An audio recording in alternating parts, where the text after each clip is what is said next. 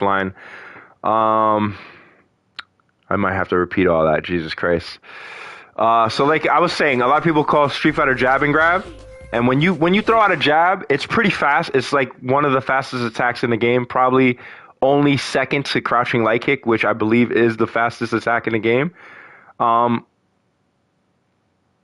So basically, when you a jab and a grab is very similar. Like you see the grab, his hand kind of comes out, but it looks more open.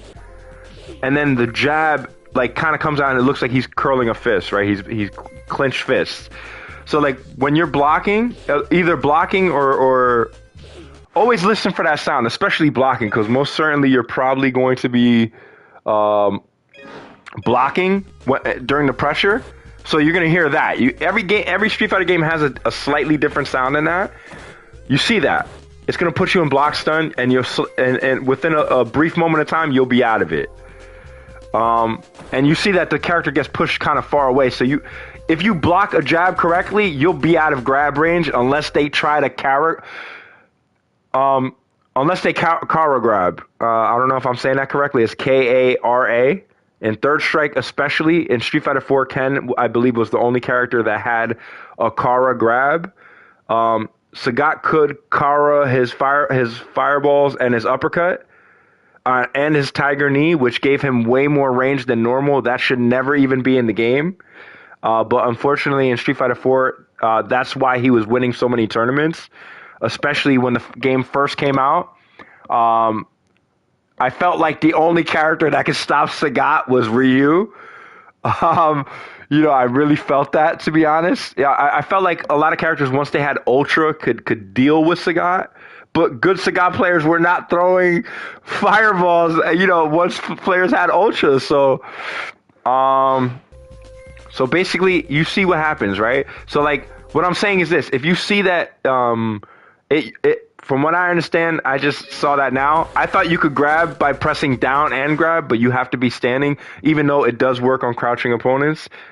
Unlike Tekken 7 and Tekken altogether, I'm not sure about all the grabs, but I do know, like I said, King has grabs that even if you duck, you cannot get out of the way. The only way you can get out of the way is if you hit him before the grab actually lands, or sidestep it by pressing up, up, or down, down, or side walking by pressing up, up, and holding the second up, or down, down, and holding the second down. That's the only way out of it. He even has unblockables. If you don't know unblockables in Tekken, the only way to escape that is by sidestepping. If you're already on the ground and you see that they're charging on an unblockable, stay on the ground and roll out of the way. Because if you try to stand up during the unblockable, you're not going to have time to sidestep. And an unblockable in Tekken will easily take away. I've seen it take like damn near your entire health bar with Paul. He hits you with one punch and he like sends you flying across the screen. You know what I'm saying? The only way to avoid that altogether, it's unblockable, so you have to sidestep it or side roll it. While you're on the ground, I believe you press up and 3 or 4. I think it's 1 and 2 actually. 1 and 3. To roll. You got to look it up. I'm not like I would have to actually be playing the game because I have not played it in a while. I will be getting back into Tekken 8 very soon, but I'm gonna have to get way better internet. So because my internet right now keeps kicking me offline. But yeah, you should not be able to duck a grab in Tekken. That's ridiculous. At the highest level, that's completely necessary. Escaping grabs in Tekken is way easier than Street Fighter or Mortal Kombat. I think Mortal Kombat is probably the hardest. I could be wrong about that. I still feel like it is Street Fighter. I feel like Mortal Kombat doesn't recognize it at a throw escape as good as Street Fighter does. But I could be wrong about that. I mean, I felt like maybe it was just the online. I think it had more to do with the online, because when I was playing offline, I was breaking a lot of those grabs, like 99% of them. So that's like a lot of people are saying, oh, Street Fighter is a jab and grab. All you got to do to win is just jab and try to go for a grab. It is a strong tactic because the moves are just so fast. But you also have to keep in mind that the high level players know that when you jab them, look how far I am. In the new games, as far as I know, there is no Kara grab anymore. I could be wrong about that. If there is Kara grabs, they should remove it from the game altogether. I believe they should allow players to in Street Fighter 6 to drive impact the overhead, the unique overhead attack that every character has. For me, it's back hard kick with Kimberly. With Ryu, it's forward medium punch. The reason I say that is because it's kind of allowing players to not be good on defense. When you see someone already throwing overhead at you, you should have to block that high. That's why it's an overhead. You did it at the right time, and suddenly now you're getting caught with a drive impact, and now you're losing, you could easily lose maybe 40, 50%, depending on what character you're playing against. Just because you didn't even really make a mistake. They just kind of swallowed your offense and spit it out, and you're like, what the hell? So what do you want me to do? They're crouch blocking the entire game, and if I jump in the air, they uppercut me or flash kick me with guile. So what do you want me to do? Fighting games is all about having options available to pressure your opponent. In fact, I think there should be way more overheads in Street Fighter. There should be, I think the universal overhead should be in Street Fighter 6. No doubt about it. I think it should do what Street Fighter 5 did when you got caught with the crush counter. Every overhead should crush counter the opponent. They should all hit one time, and they should instantly crush counter your opponent. That way you could full combo them easily. Every player could understand that. Try not to push the character so far back after it. I do love that you can combo after an overhead without actually having a super. For example, with Kimberly or Ryu, after their overhead, I just press, crouching jab, and after that crouching jab, I can basically drive rush the crouching jab into a standing medium punch, into EX combo, into depending on if I'm in the counter corner or not. I could basically do a lot. I have a lot of options available considering it was just a crouching jab. And if you don't know about Street Fighter, in the earlier games, a crouching jab just into a special move was kind of difficult. You know what I mean? Even landing that in Super Turbo, jab into uppercut was this. When you saw a player doing that online or offline, you were like, yo, this player's probably dope. When you saw them do crouching jab and be able to react and do a light punch uppercut after that, you already knew in your head, I'm playing against a player that really knows what the hell he's doing. And you were already in your head like, okay, I got to take this match real serious right now. But those are my grapplers cannot combo their command grab. I do agree that the command grab should be easier to do. I think they should all be down forward or down forward punch or kick. Just for the reason of like Fei Long, I think his flame kick should be forward down forward kick instead of back down back kick, because unfortunately when you're pressuring him, he can accidentally get free defense by pressing back or down back, which is how he basically inputs his flame kick, which is one of the best special moves. Maybe not as good as Ryu or something like that, but it's pretty good. It's pretty good. I mean, Fei Long in Super Turbo, I think, is one of the best characters. I don't think too many people gave him the credit he deserves, but I think he can. The best zoners in the game fear Fei Long. A good Fei Long can easily give problems. Fei Long and Cammy, if you're struggling with players that just throw projectiles and when you jump in the air, they uppercut you, Cammy and Fei Long is your answer. The reason I think it's better, unless you're playing HD Remix or Ultra Street Fighter 2, Fei Long's Chicken Wing, the original Tiger Knee motion, which was down, is it down or down back to up forward and then kick? I think that beginner intermediate players are going to struggle doing that. It's way too hard.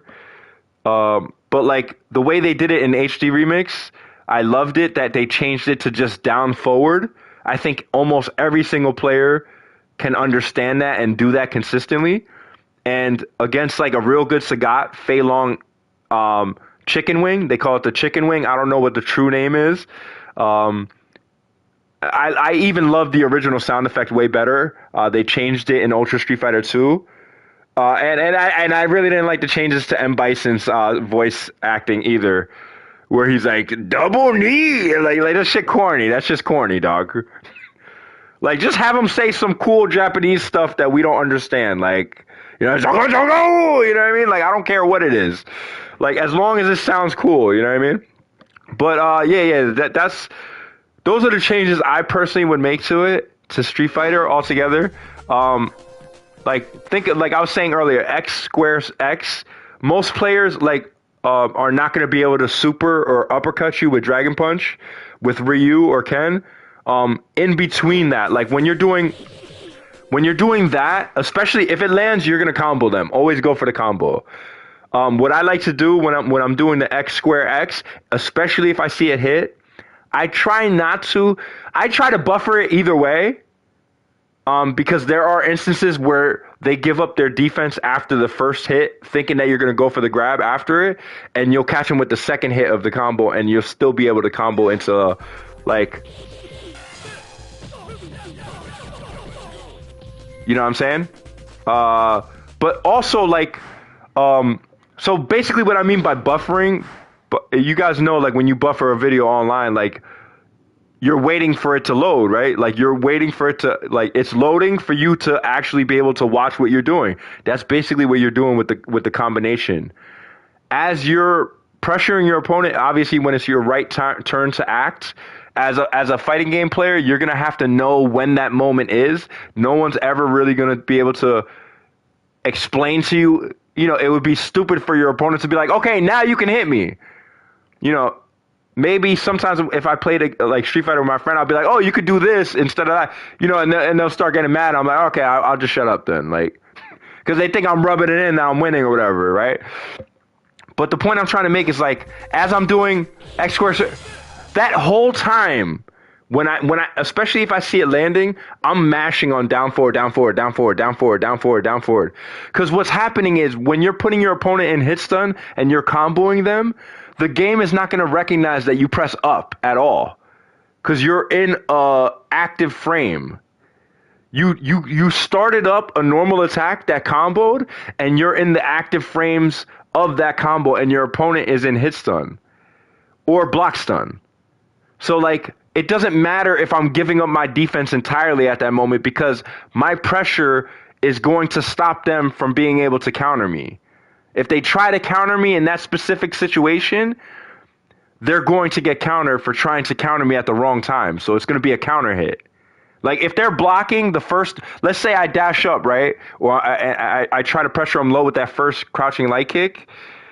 They block the first one, but then they're like, oh, he's going to grab me. And they try to break the grab. My second crouching jab in that situation, this is why I say Ken is better, because Ryu can do crouching light kick 3 times, just like a lot of characters on hit can do crouching light kick 3 times. On block, I think it's only 2, and once after 2, the third one's gonna miss. I could be wrong about that. But basically, what I mean by that is like, you don't have to worry about now you're pressing down and forward, because while you're pressing down and forward, you're giving up your defense entirely. By pressing down, you cannot block. By pressing forward, you cannot block. That's another way to counter Guile and Ryu a lot of players don't know about, is that Blanca players, like let's say for example Guile players to do a Sonic Boom, but the problem is they all like to do crouch blocking Sonic Boom, which is the most effective because they could flash kick and they could Sonic Boom. So what does that tell you though right there? That they're open to either, overheads. Overheads usually work good on players that use charge characters, because they're always trying to have all their options available. You know what I'm saying? But I'm not just saying recklessly throw out overheads. I'm saying play the game properly and approach your opponent in ways that, are beneficial to you, but also, you're putting them in block stun, or in hit stun and going for grabs. You're opening up his defense. You're getting him to second guess his defensive decisions. That's basically what all fighting games have always been. Some have way more variety, like Tekken 7, Tekken 8. I love the combo system. I love how much variety there is. I love how one knockdown could easily, sometimes it gets to me, I'm like, damn, I got counter hit one time and I literally almost lost the round. I can't stand that sometimes, but you know, it's still a fun game and it's still like one of my favorite fighting games, no doubt about it. I always put Tekken, Mortal Kombat, and Street Fighter on my top 3. I love a lot of other fighting games, but you know, Street Fighter was always my first love for fighting games. So that's why I'm saying, like, yeah, even if they're blocking it, that's the point I'm trying to make. Even if they block it, which don't get me wrong. Don't get me wrong. There are players good enough that after that first block crouching light kick, that they can super in between that. Don't think that there's not players doing that, because what there is there's a trick to it. A lot of players don't know this. A lot of high-level players don't explain this. So these are things that I probably shouldn't even be telling people, because, you know, it's an advantage for me to win at the highest level. But, you know, I want the community to get better, because honestly, I'm tired of winning all the time. So hopefully there's a guy out there that learns this knowledge and finally can win against me, because I'm tired of winning. So basically, when you're in block stun, you recover faster than hit stun. So since it's not a true, I hate to say it's not that it's not a true combo. It's obviously not a combo if they're blocking it. But what happens is, since you're recovering faster, you have that brief moment of opportunity that you can use their blocks, the block stun that they put you in, to buffer your light punch uppercut, for example, your super motion, for example. So even though they're going crouching light kick, crouching jab, if you're actually good enough, you have to be pretty damn fast, and it's very difficult, especially online. But you can get moves like that to come out. I don't care what any player has said. I've done it plenty of times. It's not the easiest thing to do, especially online. But believe me when I say it is possible. But it's very risky as well. So, like, you can open yourself up. Like, if you are going to try something like that, I would recommend trying that when you know for a fact your opponent does not have meter. Because the reason I say that is because if, let's say you make a mistake and they do catch you with the counter hit, they're only basically going to be able to catch you with like crouching light kick, crouching jab, maybe even crouching light kick, crouching light kick, crouching light kick, crouching light kick, crouching jab into light punch uppercut. You're going to take some damage, but you're not going to take that level, you know, super damage. So it's not going to be that bad. And another thing, I don't know about the newer games. I don't think it's in the newer games. Crouch, where's the crouch? Yes. Okay. Am I blocking always? No, I want to take that off. None. Yes, none. Okay. So basically, you see this pole that I'm standing at right now? I'm jabbing at it, this brown pole in the background. What I noticed that, at least in Third Strike, I don't know how it is in every other game, like Ryu stage, there's a crow on the rooftop. That, like, if you do any type of knockdown or something around it, or hit around it, combo around it, the crow starts flying in the air like it got scared, and then it lands back down eventually.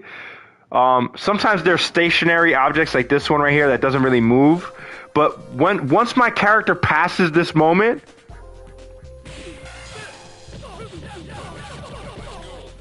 unfortunately, it's not like Street Fighter 6 where you can combo an overhead into crouching jab into a full combo that either leads to a level 3, a level 1, or just a regular special move combo that you combo into, right? So, like, this is one of the reasons why I think universal overhead should come back to Street Fighter, because I think it's just essential. It's like a big piece of the puzzle that is now it's missing. It's a big piece of the puzzle that's missing. The only difference I would do is that I would make the universal overhead do way more hit stun. That way it's easier to get full combo after it. I would just make it do crush counter. Universal overhead, regular overhead, every character's unique overhead would just do a crush counter. I think Elena would easily skyrocket to the top of the tier list in Third Strike if her overhead did a crush counter, like in Street Fighter V, I think she would easily be top 3 in the game, no doubt about it. If you have not played a frustrating Elena, you have not played my Elena. She has like multi-hitting anti-air normals. She has air-to-airs that are two hitters. That even if you go for parry, she can stop after the first one. So it's difficult because you assume that there's two. So if she could stop at one, leave you thinking that you're going to do two so that you could try to counter after the second hit, and then she never does the second one. So now you lose your opportunity to counter, basically. I don't know if you lose the opportunity, but it makes you kind of second guess. And by the time you try to throw out another a counter anti-air normal, air to air, not air to anti-air normal. I meant air to air normal. Air to air just means when two players jump in the air at the same time, and they basically are trying to counter each other in the air. I don't think there should be air grabs in Street Fighter either. I do think after Ryu lands, let's say for example, Ryu is playing a real good Guile. This has been an option ever since like Street Fighter 2. Even though I think they should take it out, but obviously as a Ryu player, a longtime Ryu player, I still use it to this very day. I think Ryu is one of the best counters to Guile in the entire game. The reason I say that is because if he throws a sonic boom full screen, you could do hard kick, spin kick. That's down back hard kick. It's a special move, the Traitai Truken, the Tatsumaki. It'll go over the sonic boom and counter him. Basically, damn near, I believe it's like near full screen. I don't think it's actually full screen, but it's like pretty damn close to full screen. It's like maybe like 75% of the screen that you could like still land it. If you're going to go for this, I would recommend doing the hard kick, spin kick. Don't try to do no light kick, spin kick like at point blank range. You're just going to look silly, dog. It's not going to work. This isn't like a point blank range kind of tactic. This is a kind of, Guile thinks he's the shit, and he's going to try to outzone me, and like if I jump in air, he's going to try to crouching fierce me and anti-air normal me or flash kick me, and he thinks he's the shit. But this character right here, Ryu, completely shuts him down. And it makes Guile have to give up on his probably the strongest option he has as a character, and that's being able to zone you and anti-air you if you make a bad mistake. But with Ryu, it forces him to not throw projectiles, and without projectiles, Guile, in my opinion, goes from being quite possibly the best character in the game to now being, why am I using this character right now? Because against Ryu, I feel like against a real good Ryu, he has no chance. This is why I was very confused when Daigo Umehara stuck with Ken instead of Ryu against NuckleDu at that tournament. I think it was like in Iraq or something. I don't know. I was so confused by that, because had he just picked Ryu, he probably would have. I don't know if he would have beat NuckleDu, but he would have shut down NuckleDu's zoning for sure. You know what I'm saying? I'm not going to sit here and say that NuckleDu's a bad player. He's probably the fastest growing player in the fighting game community. He obviously goes to a lot of events and he learns and he's getting better and better, and he's beating the best Japanese players in the world consistently. The only other player that has done that was like Aidan, who has consistently beaten the best Japanese players in the world. And Meta RD, you know what I'm saying? Like, these are the only three new players that are coming up in the FGC that have proven their status, that have actually like solidified themselves as like, legendary status, because they're beating, Japan's best.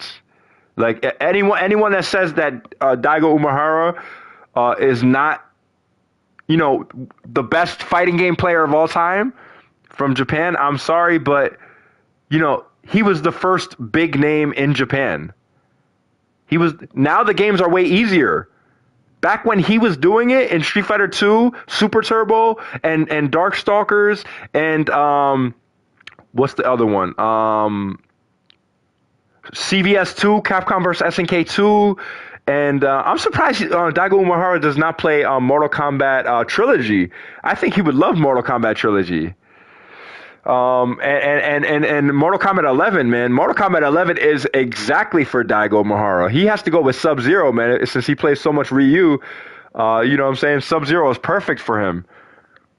In my opinion, I think Sub-Zero is better than Scorpion, no doubt about it, in Mortal Kombat 11. So all you Sub-Zero players that thought you would have shit against me, like, congratulations, bro. Like, you're supposed to win that matchup. Congratulations.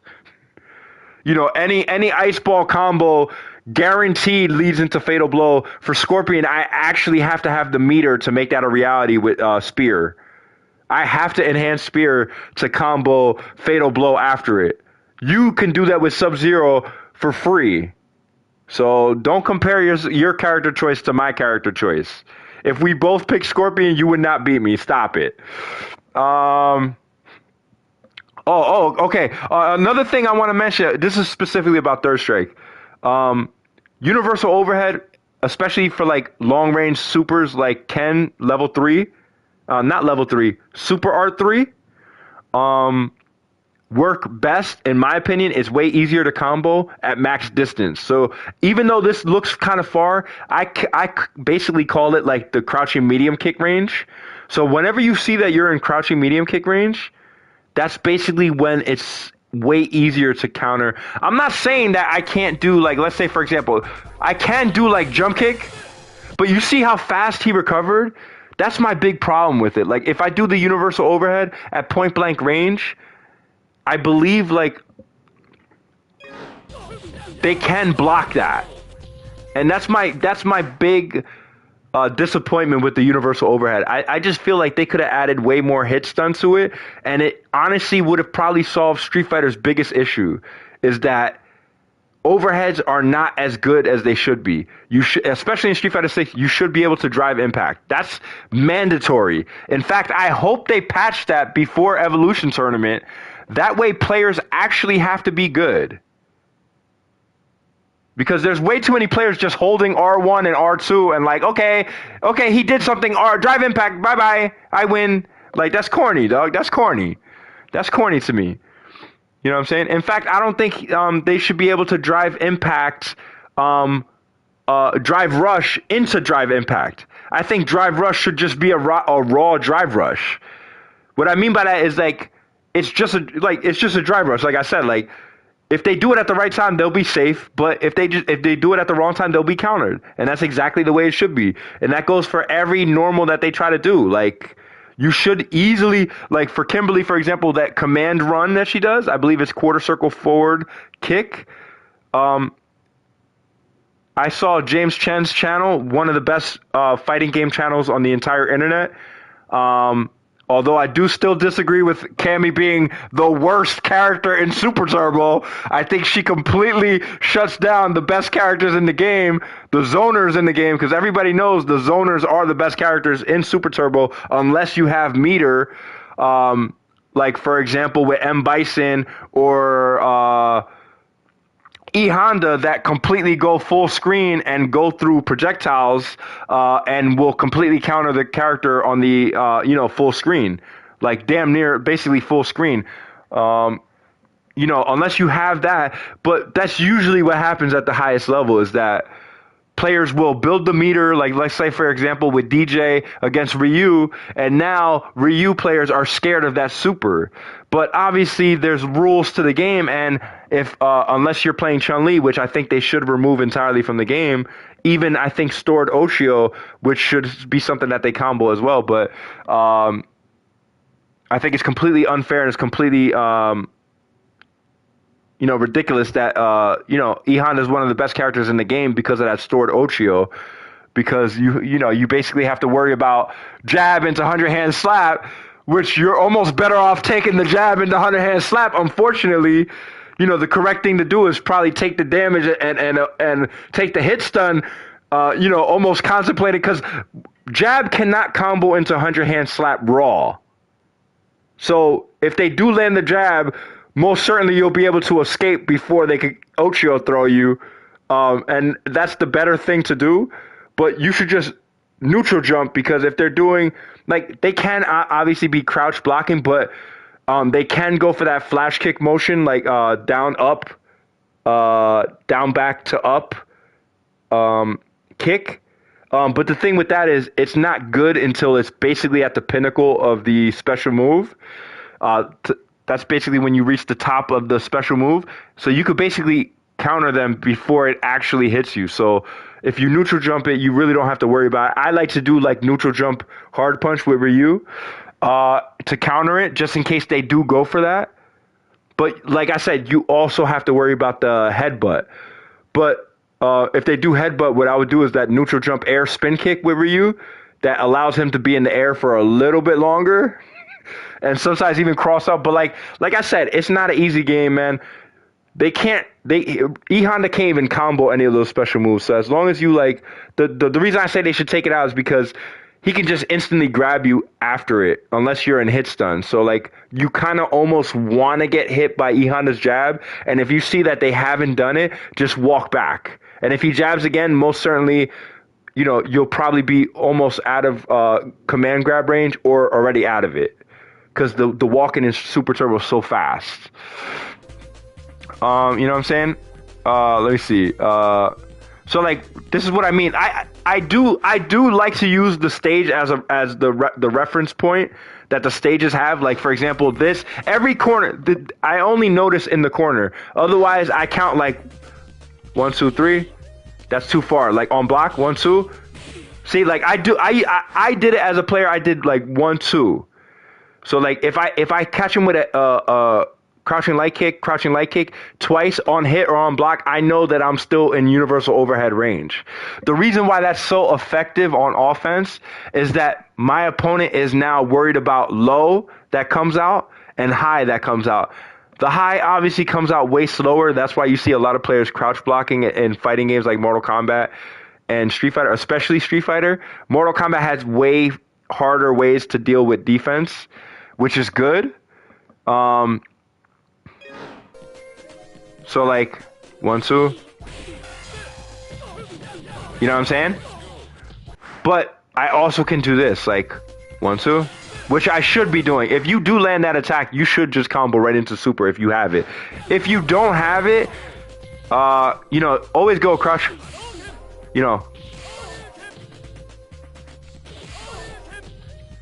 that jab uppercut. The thing what you have to worry about with crouching jab is that crouching jab can be parried high. I completely disagree with that. If I were to remake Third Strike, I would make crouching jab something that you have to parry low. I would make uppercut something that you have to parry high. Like, for example, if I do light punch uppercut with Ken or hard punch uppercut with Ken, you can low parry the first hit. I believe if it's hard punch uppercut, you can parry only the first hit down, but by that time you'll already recognize that it's an uppercut, and then you have to parry high again after that. And it's really not even that hard to do. So what happens is a lot of players like to dash in like they're gonna grab, or like that's why it's also like effective like on the knockdown, like right there, like you saw what I did right there, like that. Don't get me wrong, it's not like, oh, that's true offense right there. That's making a good read right there. Like, if you know that your opponent is very careful and very cautious, and you land a hard knockdown, you dash forward, and you go for that universal overhead, it'll actually beat the grab. Because what happens is a lot of players like to do, like, you know what I'm saying? They'll dash up real quick, because the dash is very fast. It's not, you can counter dash on the way in if you're fast enough. And counter it. You don't even have to combo into super. Just crouching light kick will stop it in its tracks. When I see the dash, I like to do crouching medium kick because it's way easier. It gives me way more hit stun, and it gives me way more opportunity to land that super afterwards. Another reason why I do recommend Ken over Ryu is that Ken and Dudley, I do know there's a high-level player that does play Ken and Dudley for this reason, is that their unique overhead, I believe Ibuki's the only other character that has a unique overhead that actually combos into super. With Ken, it's back medium kick. With Dudley, it's forward hard kick. You're going to want to choose, I believe it's level 3 super, the third choice that you could choose. Corkscrew blow with Dudley. Another reason why Dudley is just so phenomenal is just like Sean.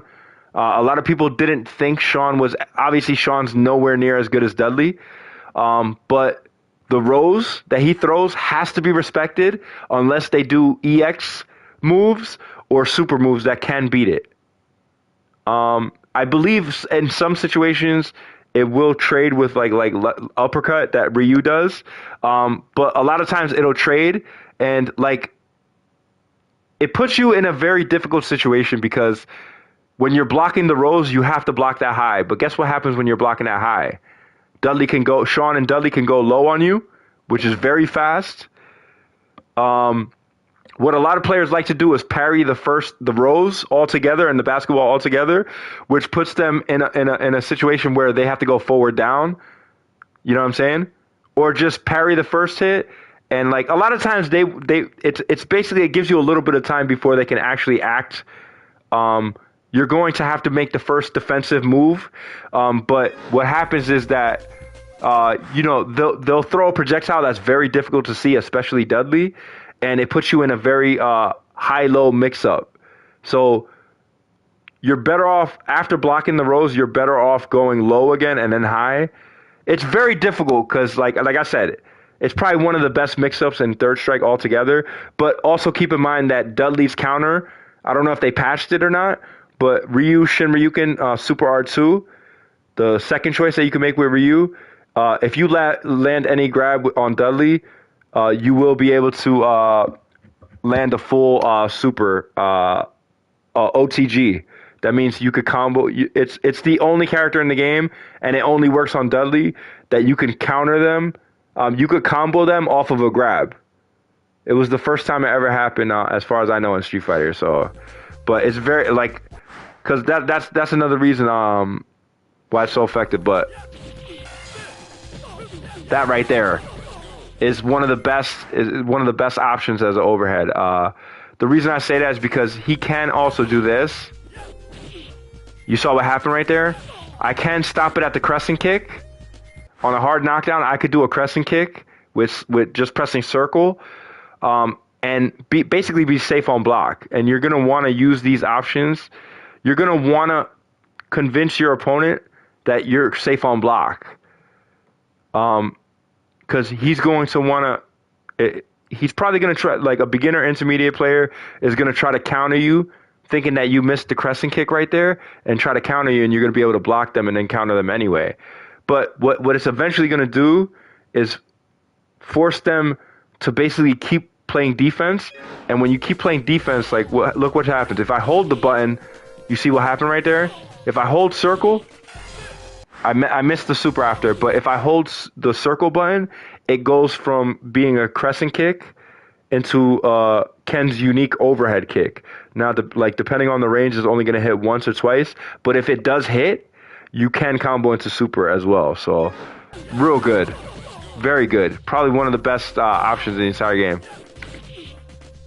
Let me see, hold up. Oh my god, I keep missing it, but you get the idea of what I'm saying.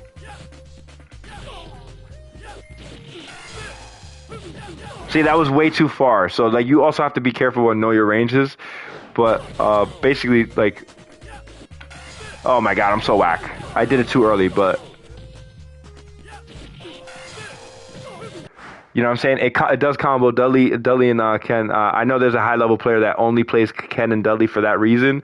But the thing is with Dudley is that, like I said, Ryu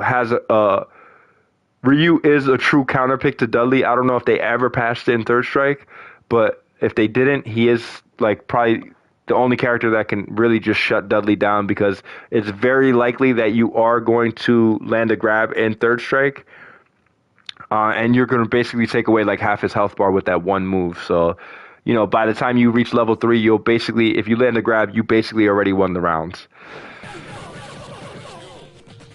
But like I said, there's let me see, let me just put him standing, and then that'll probably basically be the end of the video.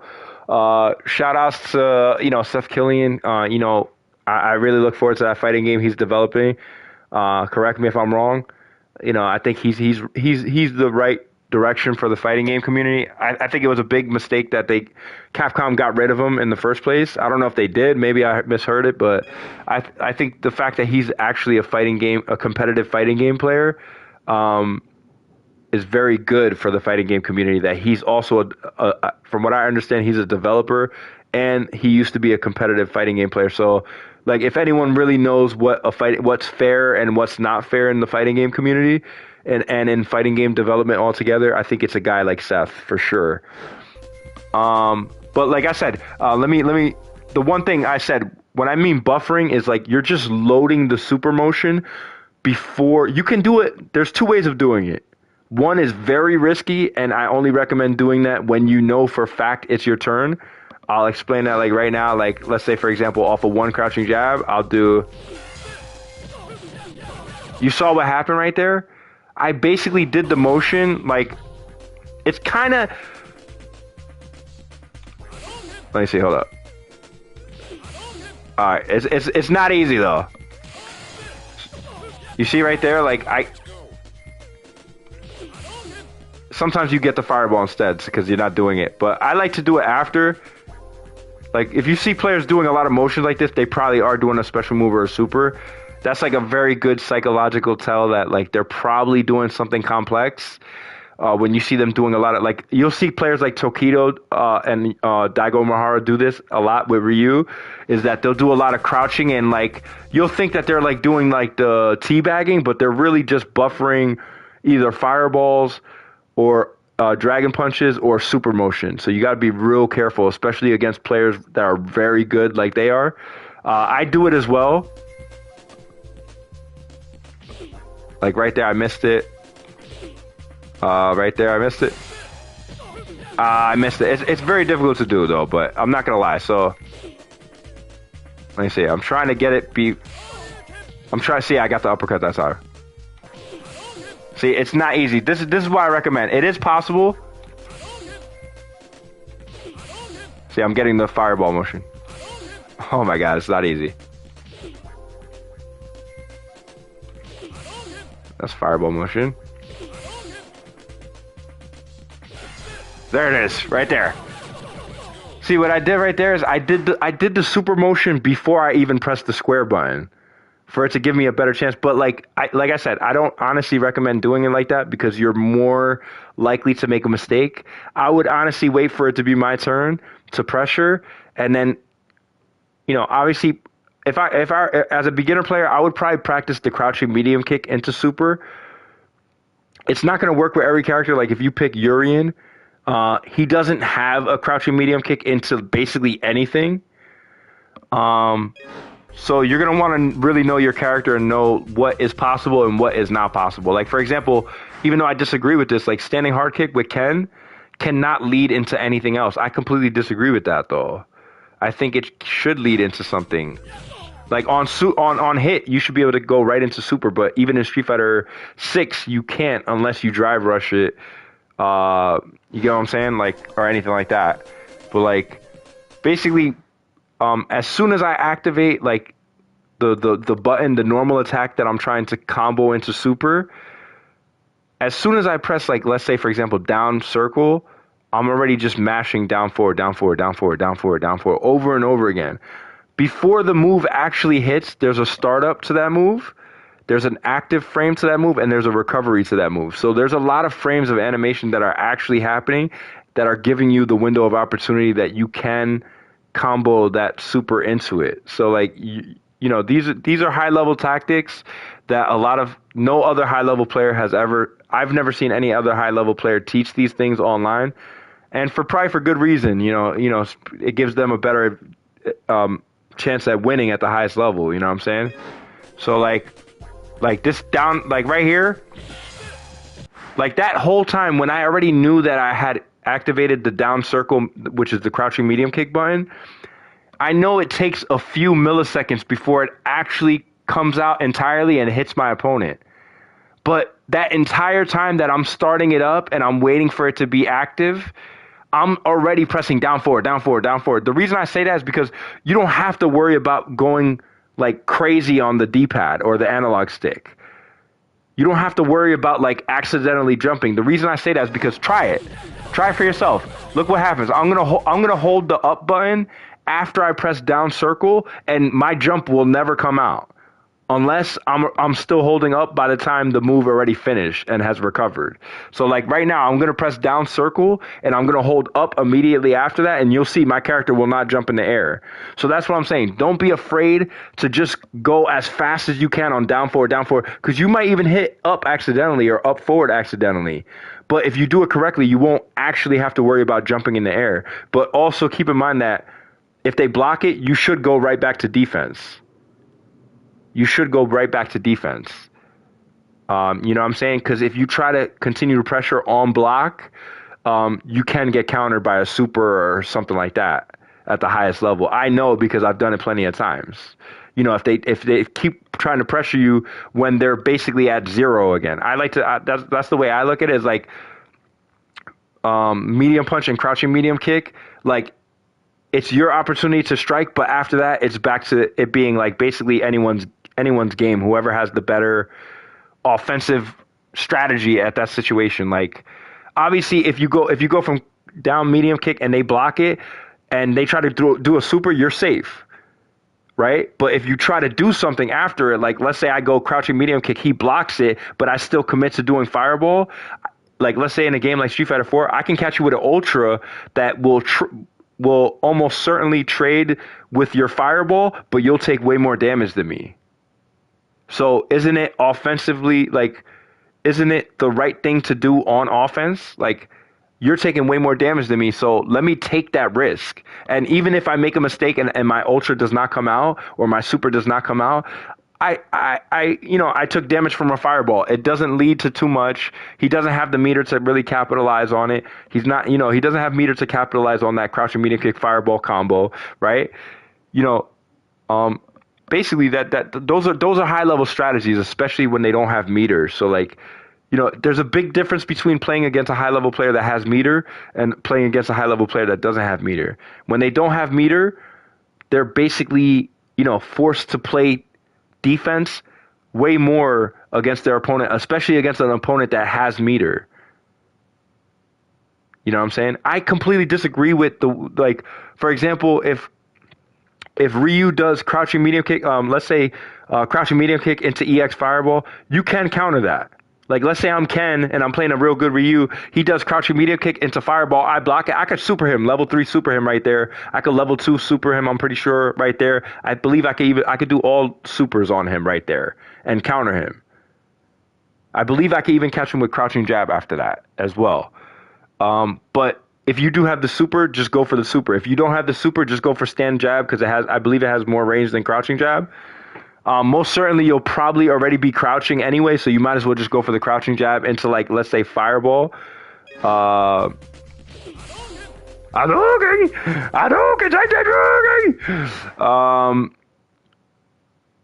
You know that was good.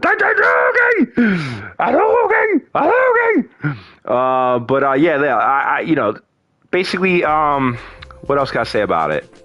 I'm trying to teach, like, highest level, like, the reason why Ken is also easier for beginner players than Ryu, if you know how to do, a lot of players struggle with the fireball. I think if they can fireball, they can super.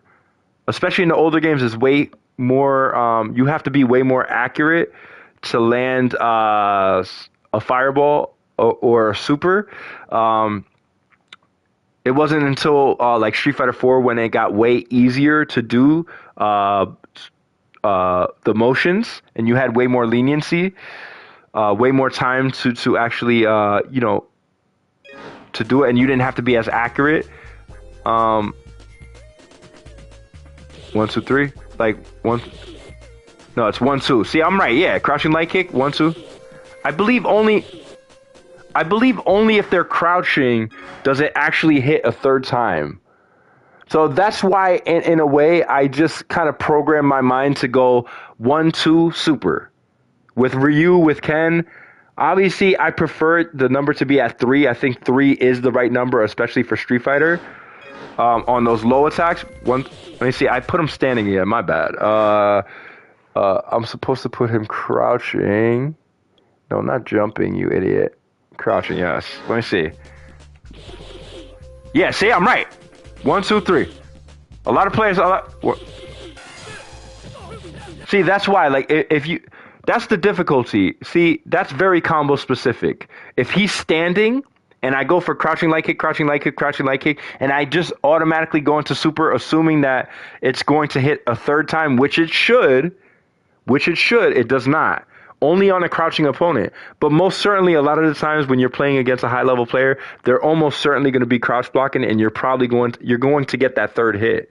But I trained myself from playing the game so much to just do it on the second hit, even though online it sucks because the game almost always misses the fact that you actually did a super. I know when I try offline, I'm like 99% success rate that I accurately get the super to come out after the second one. I could even do it on the first one, but the accuracy probably goes from like near 100% to like dropping to like maybe 75%, 80%. It's not that, maybe like even almost 50%. But obviously I don't honestly recommend going jab into super. That's just me showing off how much experience I have in the game. But I do, if there's two combos that you should learn in Third Strike, it's universal overhead into super. Obviously, not every super combos off a universal overhead. Some characters are even better without the universal overhead into super, which I completely disagree with. I do agree that, like, Urien, for example, his unblockable is one of the best tools in the entire game. But I believe a lot of high-level players put themselves in block stun on purpose. That way it wears off the, I guess, reflector wall even faster. But once you're in block stun, you can't get grabbed because what you also have to worry about, what a lot of high-level Urien players like to do is they like to basically box you in with a wall on one side and they are on the other side. And it makes it very easy to get caught with an unblockable because you can't get hit on both sides at the same time. Unless you parry, that's the only way out of it. And you're going to run into players that are amazing with Urien. I mean, incredible. I mean, I've played Urien players that they knock you down one time with the max level super, and you know they're putting like half your damage easily off of your health bar off of one mistake. Off of one mistake, they're bouncing you back up in the air, up in the air, up in the air, putting you in another unblockable setup. It's ridiculous what they could do. I know how to do the unblockable setup, but not as ridiculous as some of these other high-level players like RX from Japan, who a lot of people consider to be a lot of people do consider him to be the best Third Strike player of all time. But the thing is, Daigo Umehara does have the championship title. And as far as I know, I don't think RX ever won a championship title, but he is an incredible player. And that does not take anything away from him. An incredible player is an incredible player. You know what I'm saying? Whether he has a title or not, you can't tell me that Allen Iverson is not a good basketball player because he never won a ring. It's a team sport, and, you know, had they had 10 Allen Iversons on the team, he probably would have won a ring. If there was 10 Allen Iversons instead of just one, they probably would have won a ring. You know what I mean? So, but like I said, this is another thing that no one ever teaches online about Street Fighter is that there's either stationary or like objects in the background that will let you know exactly when you're in universal overhead range.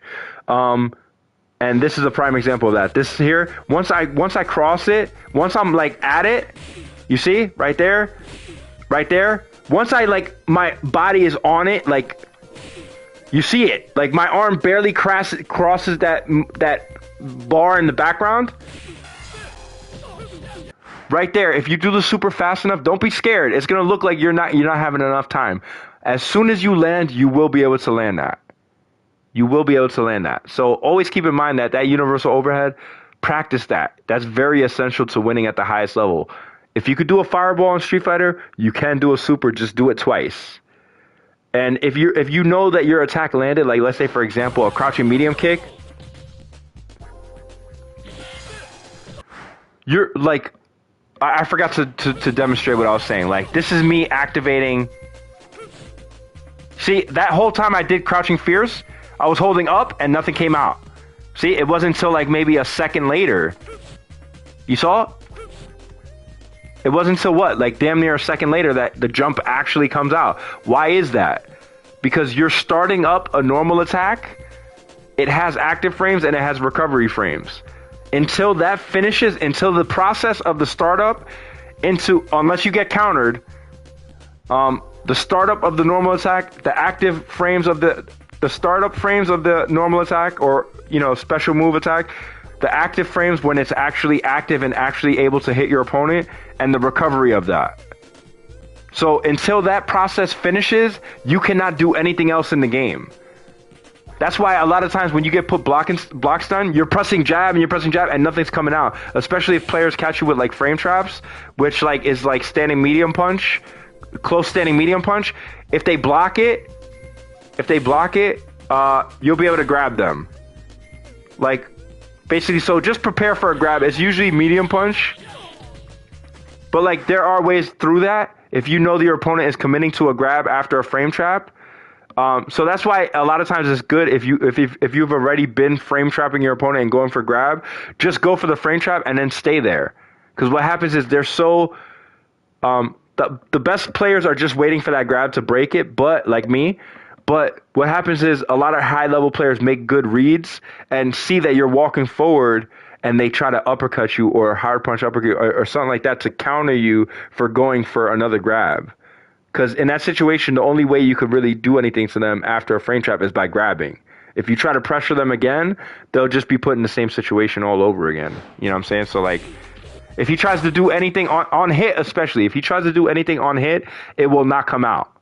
Like, if I land that standing medium punch right there or that standing jab or crouching jab and I try to walk forward, if I try to grab my opponent after the attack has hit, they cannot pressure me with anything. It doesn't matter if they do crouching light kick. The crouching light kick will not come out in time, and I will be able to grab them. Obviously, the proper thing to do at the highest level is to combo them after the attack has landed, even if it's a crouching jab. Like, for example, that, especially in the corner, you could do a double uppercut. You see why it's so important. This is why it's one of the best things to do to your opponent is have them with their back against the wall. Because it limits their options. They cannot be pushed further away and just walk out of your as easily. They almost kind of have to stay in your striking range. Obviously, as you press your opponent, you're automatically going to get push blocked away from your opponent. And that's another good way to recognize if you're going to get grabbed. Is when you press your opponent, like whether they get hit or not, 1, 2, 3, you see how far I am. Obviously, they should be the high level players. The high level players are going to be comboing you in those situations. So don't worry about being grabbed because most certainly amazing players like Justin Wong are going to go for combos in that situation instead of grabs. Unfortunately, I do disagree with characters like Q and Chun-Li and who else? I believe Oro as well. Hugo, Elena. 12, which I call sperm cell, can only do one crouching, Makoto as well, can only do one crouching leg kick, that cannot combo into anything other. I believe she could go crouching leg kick, crouching jab into special move that goes into super, which is what I do recommend that she does. I'm not 100% positive if she can combo crouching leg kick into special move, but she can combo crouching light kick into crouching. I believe she can. I'm not a true Makoto player. But basically, I disagree with that. I think Chun-Li, honestly, if Justin Wong had the option of doing crouching light kick, crouching light kick, crouching light kick into Super Art 1 or Super Art 2, I think he, easily, the year that he played Daigo, I think he may have actually defeated him in the tournament, no doubt about it. Because if you guys don't know about Chun-Li, it's very difficult to... She's fast, and she does have like lightning legs and stuff, very unsafe on block, especially when your opponent has super. She doesn't really have too many good options available. You know what I'm saying? For combos. You get what I'm saying? So like what he was doing to the best Japanese player using Ken, which Ken, everybody knows that Ken is easily, in my opinion, the best character in Third Strike. A lot of people say it's Yoon. I say it's Yoon only when he has Ganejin active. You know, I say it's Oro when he has 3 Yagudamas. You know what I mean? And he combos you with the launching medium punch into chicken scratch into, you know, the unblockable setup. If he has that available and he caught you with that, now he's a problem. If Urien has the unblockable wall setup, now he's a problem. But without that unblockable setup and you're playing a solid ground game and you're not getting caught by any of his tactics, and you're playing the game properly, you know, he's not that scary. But Ken, let me tell you something. Ken, at the highest level, he's one of the scariest characters in the game. I know because my high level Ken was easily one of the best of all time. No doubt about it. I was dominating the top 10 spots for Third Strike for a long time on PlayStation 3 and Xbox 360. I thought the internet obviously was better on 360 back then, but now like PlayStation is just as good. Their network is just as good as Microsoft, no doubt about it. But what was I gonna say? Yeah. So like, I was holding up the whole time. How long did it take? One. Let me do it again. 1. It took about 1 second. So you have about 1 second of buffering that super. You have like maybe from anywhere from like half a second to almost a second to actually not worry about how messy your inputs are. Because a lot of analog stick players, they might get up forward by accident. You don't have to worry about that. Just keep going down forward, down forward, down forward, down forward. That's basically what I'm doing. So like, that's very important at the highest level. This is how I'm able to do this. That's how I'm able to do that. Is that what I'm doing is I'm waiting for after I recover from my attack that hit my opponent in hit stun, I know he's in hit stun and he cannot counter me right now. When my opponent is in hit stun, I don't have to worry about getting counter hit. I mean, depending on what attack you caught him with, obviously, like crouching light kick is only going to put him in hit stun for a brief moment, the fastest time. He's going to escape hit stun the fastest when it's like crouching light kick or standing jab or something like that, right? So for that brief window of opportunity that he's in hit stun, I have basically that window of opportunity, as long as that may be, to basically be as messy as I want to do an uppercut, a light punch uppercut, a hard punch uppercut, a super motion. That's how I'm doing these high level tactics. I'm not different than you. I'm the same as you, dog. Like, you know what I'm saying? I'm the same as you. Like, this whole time, I'm buffering that super. It didn't come out that time. Okay. But guess what? I'm still safe on block. I'm still playing defense. I'm safe on block. If he tries to do anything, even a super, which usually has a very fast startup, it should, because it takes a long time to actually do it. So that's why the developers choose that. You know, even if whether it's blocked or not, you know what I'm saying? Depending on how good my opponent is, obviously they can super in between that. Very unlikely at the highest level because you're just risking too much on defense. So a lot of times they'll just block that pressure and probably try to throw escape, when you try to pressure them. So like right here, right there, I missed it. What happened? My standing light kick came. I gotta be careful. Right there. All right, so right there. What happened? Right there. Right there. My body crossed the. Right there. You see what happens when you do the super motion, and because you can only combo in Street Fighter 3 Third Strike, you can only combo the overhead unless it's a jumping attack. All jumping attacks are overheads, if you don't know that already.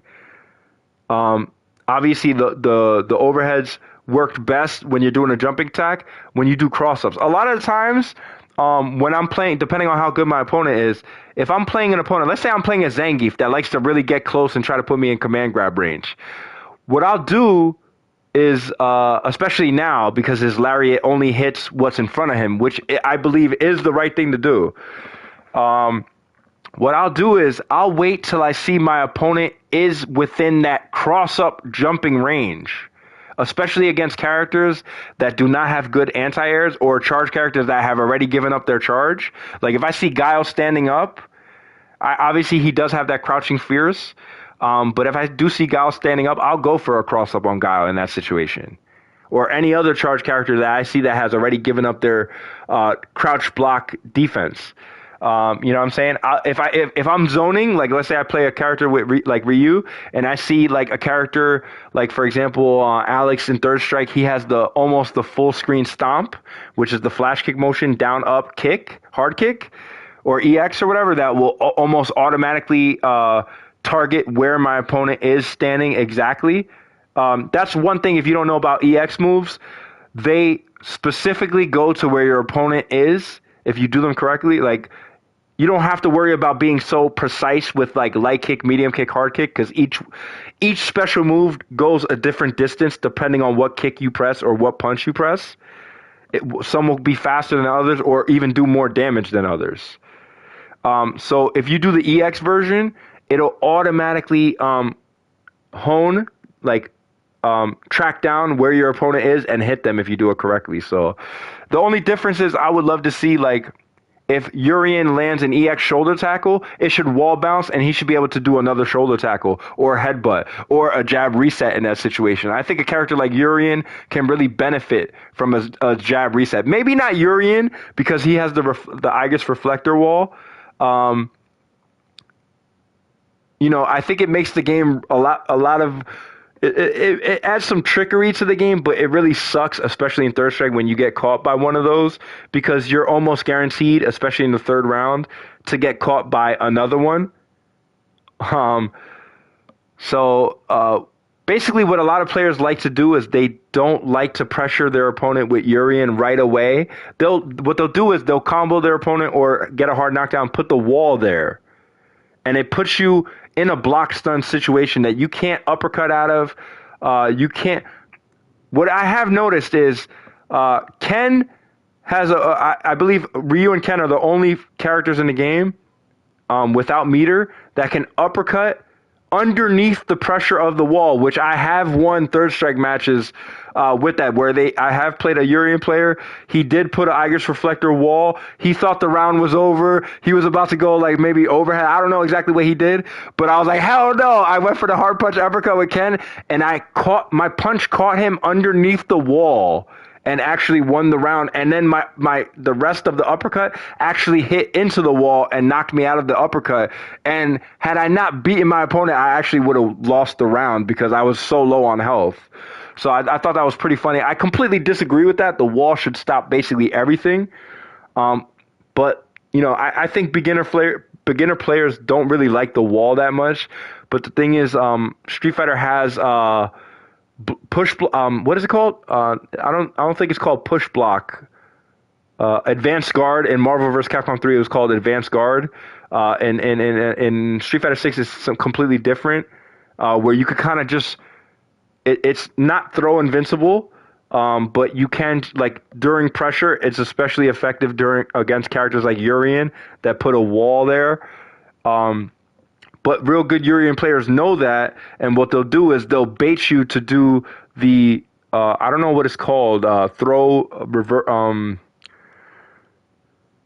you know what I'm talking about, where it's like forward and 3-punch or 3-kick in Street Fighter 5. I don't know what it is in Street Fighter 6. I never use it because I'm just too good to use it. It's a waste of meter in my opinion. Let me see. See, like right there. I love that. I love that 1-2.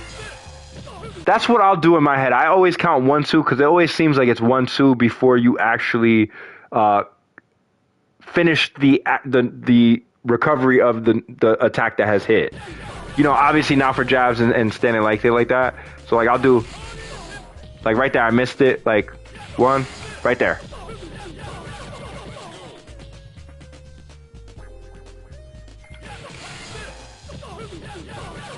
All right.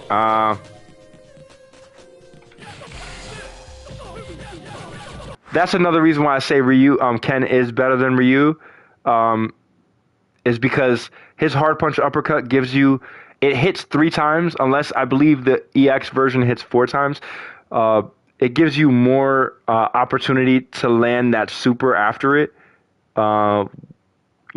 Whereas Ryu, unless you pick Shin Shoryuken, Super R2, it's very difficult for you to I think it's not even possible for you to combo uppercut into Super Fireball.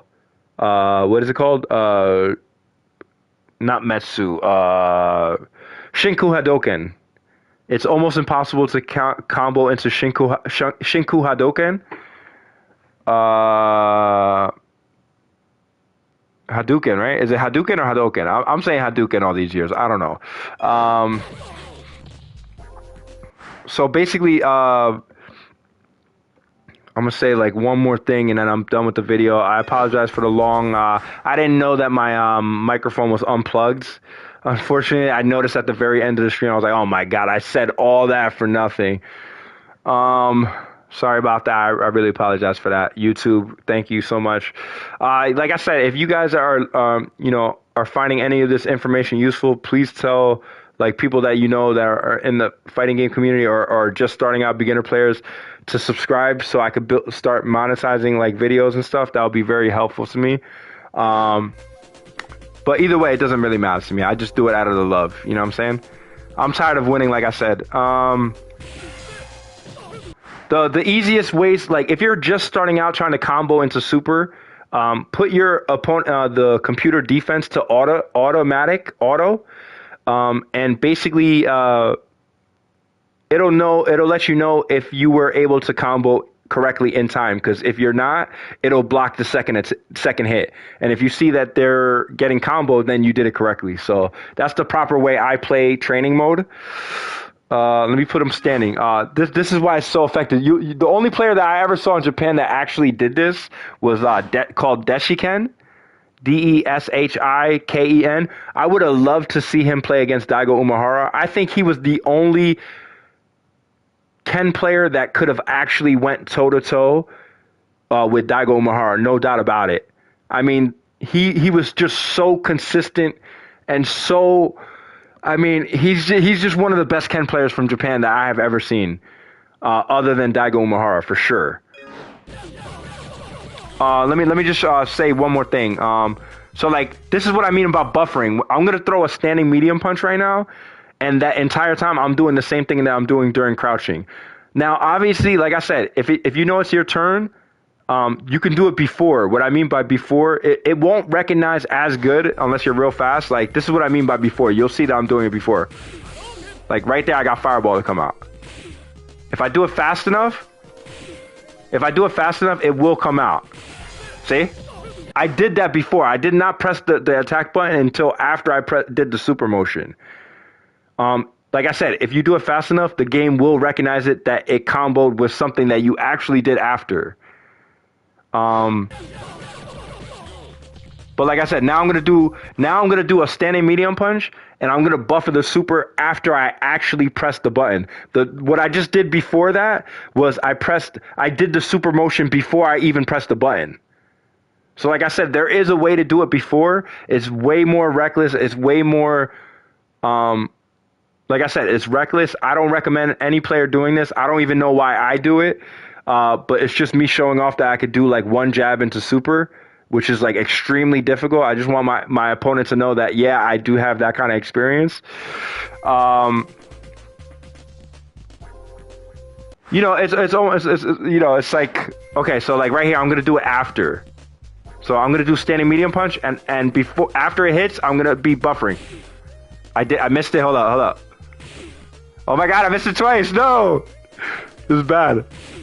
Oh my God.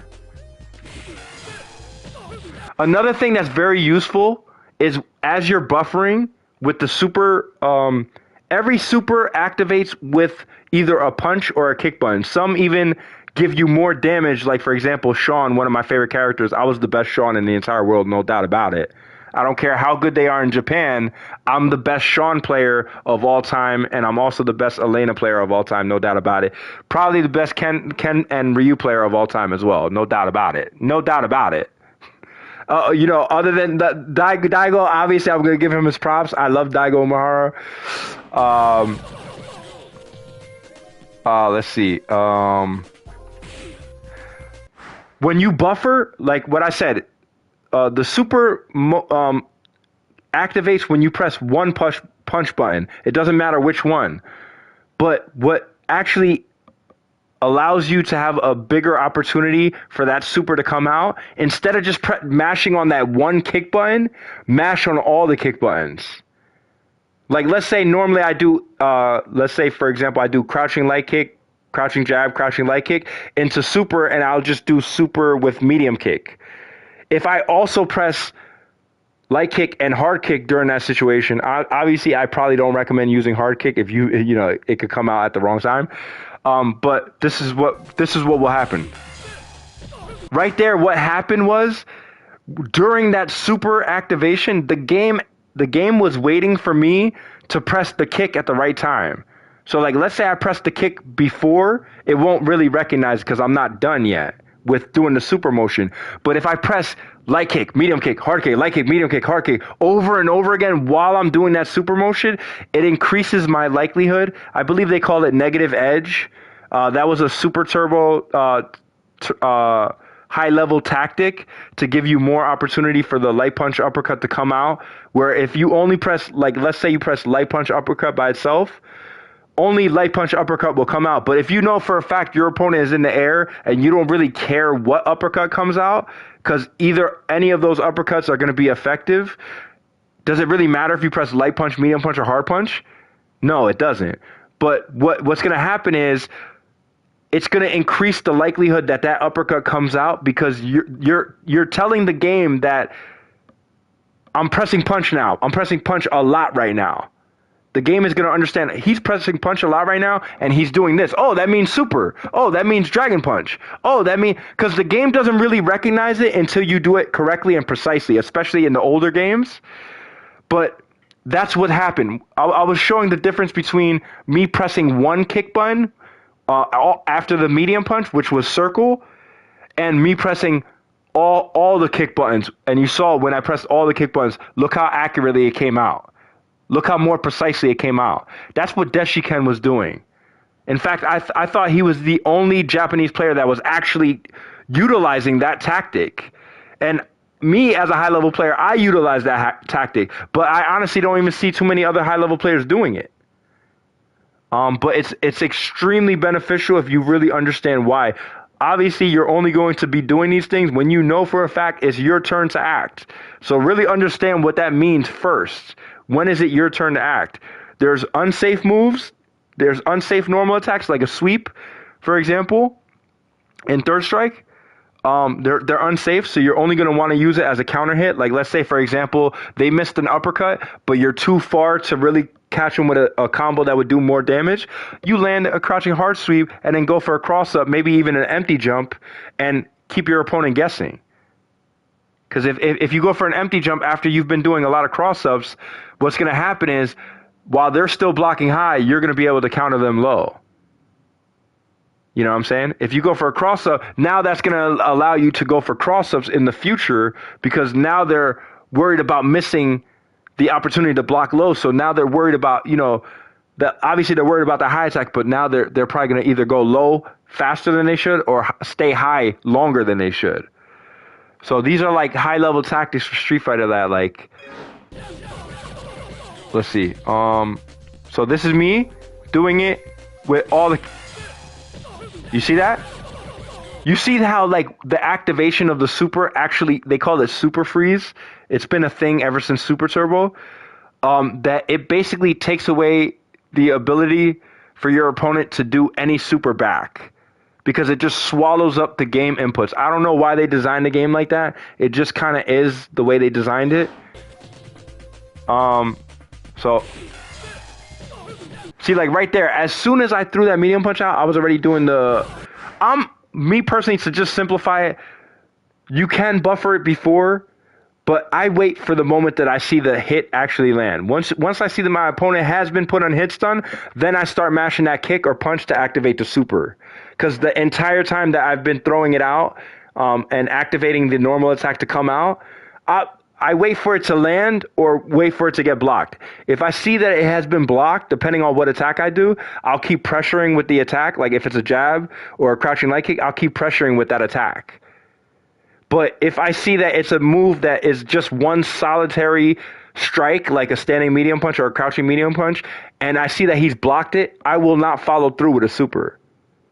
If I see that the move has actually landed, I'm going to use the buffer as a stronger opportunity for me to land the super afterwards. So I'm not actually activating the super until I see the hit stun has actually taken place, that I've actually hit my opponent and put them in hit stun. If I see that they blocked, I'm safe on block. So it's a win-win situation. It's a high risk, high reward. You're throwing out an attack that may or may not get blocked. If it does get blocked, you've been buffering the super motion, but you have not been activating the super. But once you see that the move has actually landed, you're going to activate the super by just pressing as many kick buttons as you can. It doesn't matter if it's light kick, medium kick, hard kick, or light punch, medium punch, hard punch. The more you press punch, the higher opportunity, especially in these older Japanese games that are extremely difficult to win at the highest level and extremely difficult to do the supers and specials, it's going to give you a way bigger opportunity to actually activate the best move in the game. So that's the only difference between me as a high level player. I'm actually teaching you the things that other high level players keep to themselves and do not tell you. And these are the things that they have been doing to you that increases the likelihood that they land these difficult combos and gives them way more damage than you get on them, because what you're doing is trying to buffer the super after the hit stun has already been shown on the screen. A lot of the times, don't get me wrong, especially with crouching medium kick and close standing hard punch and stuff like that, it does give you way more opportunity to land that super afterwards because it gives you way more hit stun. But let's say you're doing crouching light kick, crouching jab, crouching light kick, which we can, right? It's going to be 1, 2, 3. That whole time, especially when I'm hitting, when I know that the attack has been hitting, especially on that crouching light kick, if they're crouching light kick twice, if they're standing, crouching light kick, whatever variation of that combos, right? Depending on obviously on the character choice that you pick. Some characters can't even do that. Some characters can only do one crouching light kick into super. I'm not even 100% positive if it does combo into super. But that's what I mean, like 1, 2, 3. I missed it. 1, 2, 3. 1, 2, 3. Oh, I missed it. That's only one. Oh, he's standing. My bad. I'm doing 1, 2. So like right there, when I know that I'm comboing my opponent and I'm putting him in that hit stun, I just keep at the same time I keep pressing X because I know that. Basically, I'm mashing down and forward. So at those brief moments where I'm doing down, because it's a down attack. So like as you're buffering in between those hit stuns in a way. Like you're buffering when your opponent is in hit stun, which basically you can't jump out of it. You can't press up forward accidentally. You're not giving up on your defense because it's your turn to act. So you're properly pressuring your opponent or comboing your opponent. So like that's something that a lot of no high level player teaches you. Like for example, I saw Alex Valle talking about on his in a video that he did. They were asking him. He was like, "Oh, to escape a throw, you press throw with medium punch together because that's going to give you." No, if you do that, it was a Street Fighter 4 video. If you do that, you're going to get countered by an opponent that pressures you with a crouching light kick or a crouching jab. That's going to come out way faster than a crouching medium punch. So if the game, like let's say at the same time you press jab, the throw and medium punch, the game might actually give you medium punch instead of grab. So what's going to happen in that situation? You're going to get countered. If you go grab, you're going to get countered at the wrong time. If you try to grab at a time where your opponent is still able to strike you, you're going to get countered. So don't believe everything you see on the internet. Don't believe everything you hear. Don't believe everything you see, because the only proper way in Street Fighter to escape a grab is to grab after you've already been put into a grab. And that's unless you're playing Super Turbo, or if you're playing Super Turbo or any Street Fighter before that. I don't think there was any grabs in Street Fighter 1. But if you're playing the original Street Fighter 2 or Super Turbo, if they throw you with like forward or back hard punch or hard kick, you cannot escape the throw, but you can break the throw. And you can only break the throw by doing the same exact throw that they did to you. So if you know for a fact, and it sucks when you're playing especially against Zangief because he just has so many different throws. So if you know he did a punch throw with either medium punch or hard punch, usually the medium punch or medium kick is a grab instead of a throw. The only way to get out of that, from what I know, is just by doing a lot of inputs, like just mashing on the analog stick or the buttons just to get out of it faster. Unless you get caught by the computer, and the computer will grab you one time and win the round, especially in round 3 in Super Turbo, and it'll make you like to the point where you just turn off your PlayStation and don't want to play no more. Believe me, I've been there. What was I going to say? Damn, what was I talking about? Oh, yeah. So that's the only proper way to escape the throw. I'm not saying that Valle is a bad player. In no way, shape, or form am I saying that. He is quite possibly the best player from South America of all time, no doubt about it. He was doing it back when the game was way harder to play. So, I like, if there's any player I put probably at the top of the list when it comes to South American players, I have to say it's Alex Valle, no doubt about it. He was the first player in the United States to beat the legendary Daigo Umehara, even though he lost first when he played him in Alpha 3. But guess what? He also was good enough to actually make it to play the best Japanese player in Alpha 3. But let's see.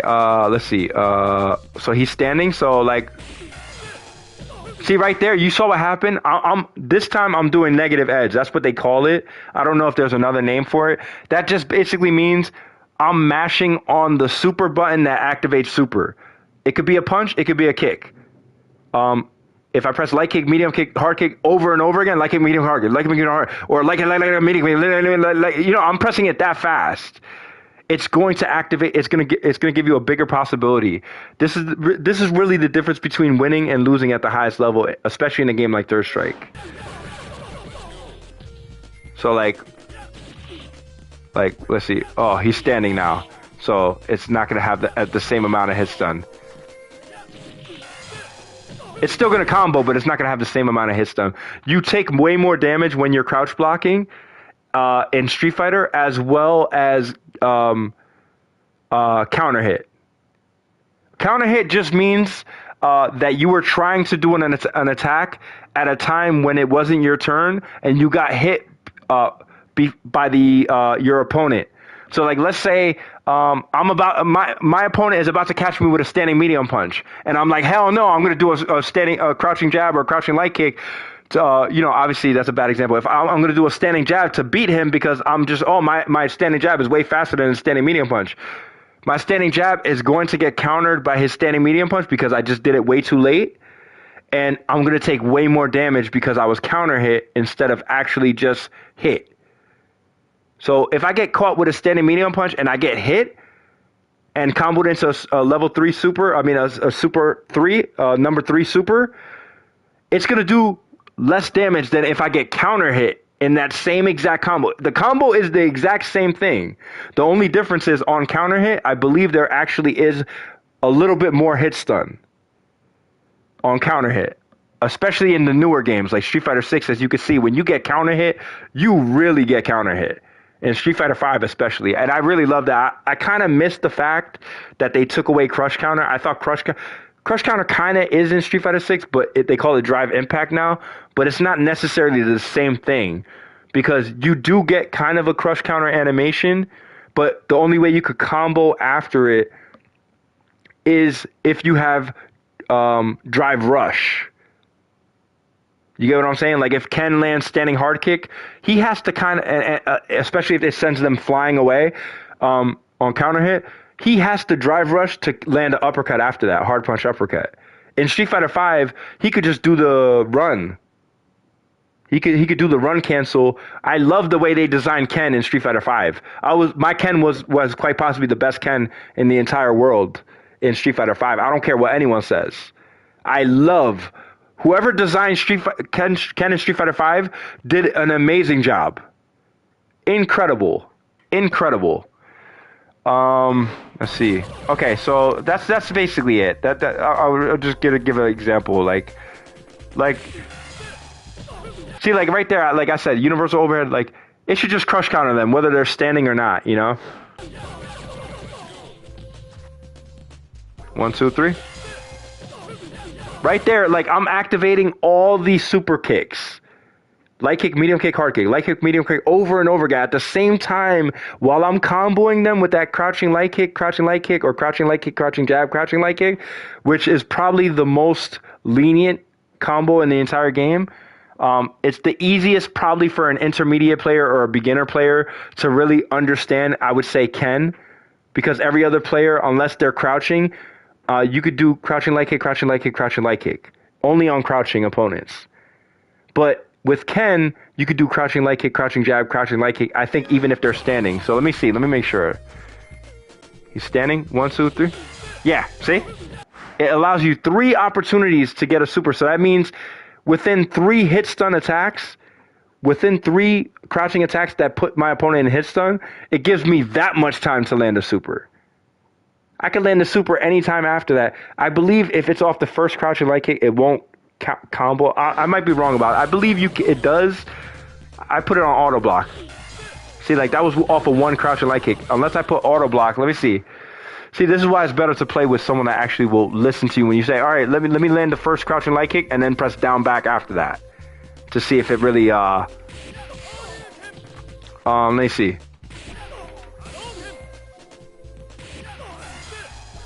I love the slow motion Hadouken, so you could really see the animation. That's one of the best combo starters for Ken to land into super. Is he has a target combo that goes standing medium punch, standing hard punch, and then what you do is down forward fireball.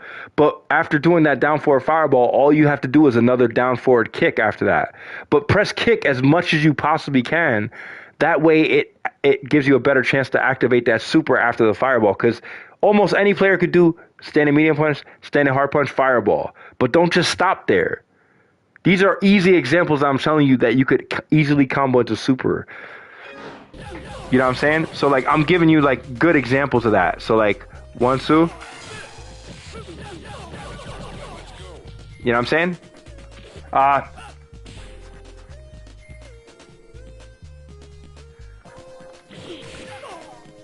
I like to, personally, I know it gives you more damage.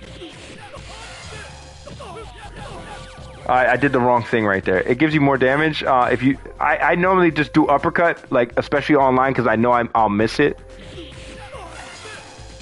See right there? That what happens is that the Hadouken, you only have to do 1 down forward for the Hadouken and 1 down forward for the super. It's not like the super combo that I was just explaining before, where you do have to do 2 down quarter circle forward motions, or depending on whatever super you're doing. The one I was just explaining, which was like crouching light, crouching light, crouching light, or crouching light, crouching jab, crouching light, you do have to do 2 super motions for it to activate that super. But this combo right here is kind of like cheating, because, or if you do a combo that like does an uppercut, like, because the game is going to recognize the down forward or the forward down forward that you do as the first half of a super motion. So even though you're doing a special move, that special move input is also going to transfer over to the super motion that you have not done yet or will do. You know what I'm saying? So like for example, like right here, I'm gonna do standing medium punch into hard punch up, or standing medium punch into let me just do hard punch, close standing hard punch into hard punch uppercut into super. I fucked up. My bad. I messed up. You saw what happened right there. What happened right there? I did the close standing hard punch, and then I did forward, down, forward. You know, you have a lot of time in that hit stun. Don't be afraid of doing your inputs there. That's when I am doing my inputs. I am mashing that input for it to come out. That's the problem that a lot of these intermediate and beginner players, they're afraid to make mistakes and get countered. If you do it correctly during that moment of hit stun, you're specifically aiming for that hit stun opportunity.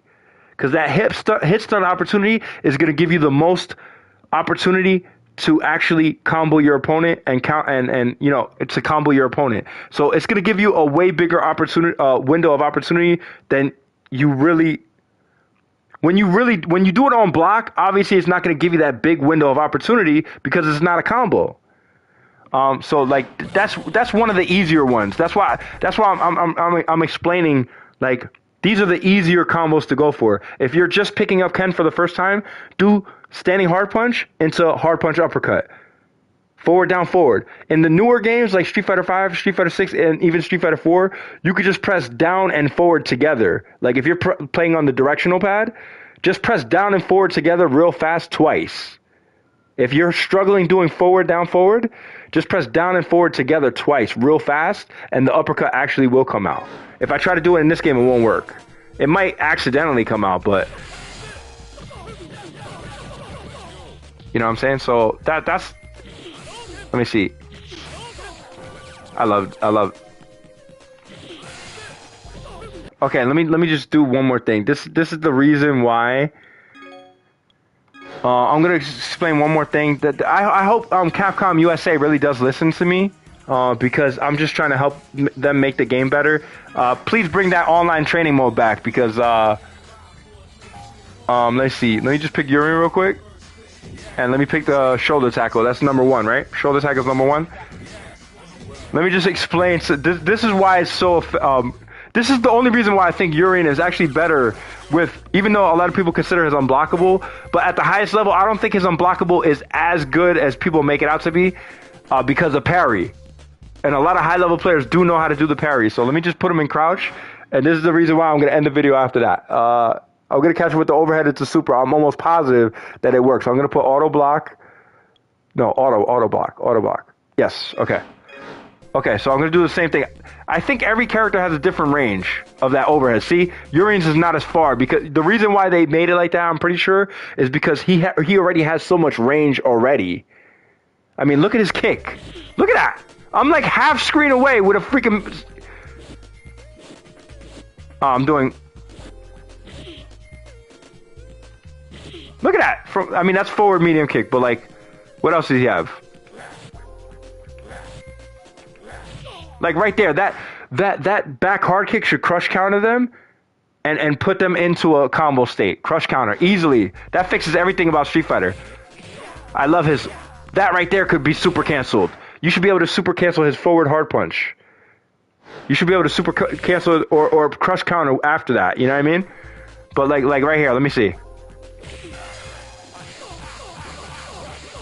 Now correct me if I'm wrong, I might be wrong, that's not a true combo.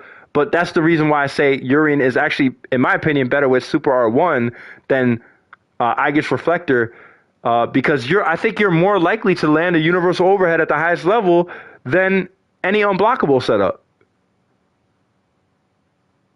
In my opinion, the only thing is the easiest unblockable that Urien does have is his grab, his neutral command grab. I mean neutral grab. My bad, not command grab. I'm going to do one more demonstration. I'm done after that. This is the only unblockable that I know how to do with Urien. It's the easiest one to do. You could look up videos on Third Strike about Urien online. You'll see that he can't do unblockables anymore. Even in Street Fighter V, he can no longer do unblockables. He can do hard to blockable, very hard to blockable, but he cannot do unblockables. Only in Third Strike. And there's only 2 characters that could do unblockables in Third Strike. Oro with Yagudama and Urien with Aegis Reflector level 3 super. All right, so let me wait, what was I gonna do? Oh yeah. 1, 2. This whole time I'm charging. This whole time I'm charging right here. Grab. And I have to do hard punch, project. 1, 2. Did I do the wrong thing? Where am I? Okay, wrong one. Sorry, guys. That whole time I'm charging. Did I do it too far? See, like, when I do the super, I'm charging. Oh, I did it too far. I gotta do the light punch. My bad. 1, 2, 3, 4. It's medium punch then, probably. Because I think light punch doesn't go far enough. Alright, so I'm gonna do medium. Let me try medium punch. I'm not a Urian expert. I did it too fast, too slow. So I think it's light punch then. Okay. I'm charging that whole time. See? That's the unblockable setup right there. So what you do is neutral jump grab. By the time they fall to the ground, you should be doing the buffering the super motion for light punch. Correct me if I'm wrong. I just did medium punch. It did not work. So you grab them, which this is the reason why a lot of players would rather just use the unblockable setup, because you're almost certainly going to land a grab with Urian at the highest level. So it's a neutral jump grab. Don't do any other grab. It has to be a neutral grab. If you don't know what neutral means, that means you're not pressing any direction at all. Neutral just means you're not pressing any direction. Neutral is the space in between up, down, forward, and left. That's what they consider neutral. You're not going anywhere. You know what I'm saying? So, all right, 1, 2, 3. All right. 1, 2, 3. I'm charging. It doesn't work in the corner, obviously. All right, so let me just do it again. 1, 2, 3. I keep hyping it up. It's not as hard as it. I'm charging that whole time. Now I could basically pressure them on both sides. The only downside to that is that they can parry that wall low and actually grab you out of it. I saw Justin Wong do it to a high-level Urian player. There is an exception to that. There is an exception to that rule. If you do not strike right away, they are basically very afraid of doing anything at that moment. So you don't necessarily have to go for a low right away. Because if you go for that low right away, especially if they're already at the wall, they could low parry the wall and grab you out of, or low parry the wall and grab you before your low hits, or, you know, anything like that. But there is something you can do with the wall. You can put it in the air, but it no longer becomes an unblockable setup. But they cannot get out of the way now. Like, he can't walk away, because if he stands, he's going to walk into the wall. I believe he can stand up and block, but you can put it above him, but you're just supposed to do the regular one, light punch. I'm charging that whole time. And if you do hit them with the wall, you're going to want to do that crouching fierce into the shoulder tackle. I missed it though. So like, that's basically the setup though. You're gonna wanna do crouching fierce into shoulder tackle into hard punch super to set up the unblockable setup. I'm missing it though. I think I'm gonna have to do medium kick. And then I don't know if like I said, this is where it becomes more advanced. If someone really explained to me exactly what the setup is, I could probably do it. But this is why I say RX for me is one of the best players of all time. I don't know how he was so incredible at his charge partitioning and all that, man. It's just mind-boggling to me. I mean, he's just incredible on a joystick. I mean, just that's ridiculous. Oh my God, his penis must be very happy during masturbation, man. Because if he can do that on a joystick, he must be incredible. His penis is probably begging for him to whip it out. Let's see, but like this is why. And then you gotta, that's the only thing. You have to be careful that they bounce back up and hit them back into it. So like, it's like,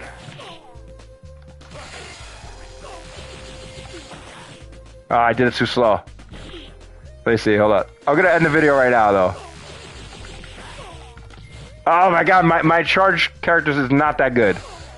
Let me see, I'm gonna do it one more and that's it.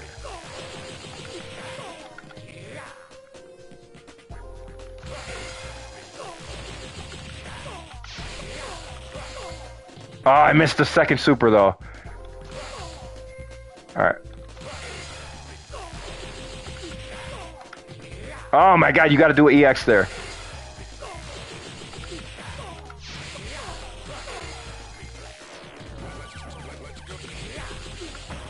Ah, I missed it. See, like that's why those are the kind of things that make him so ridiculous in this game.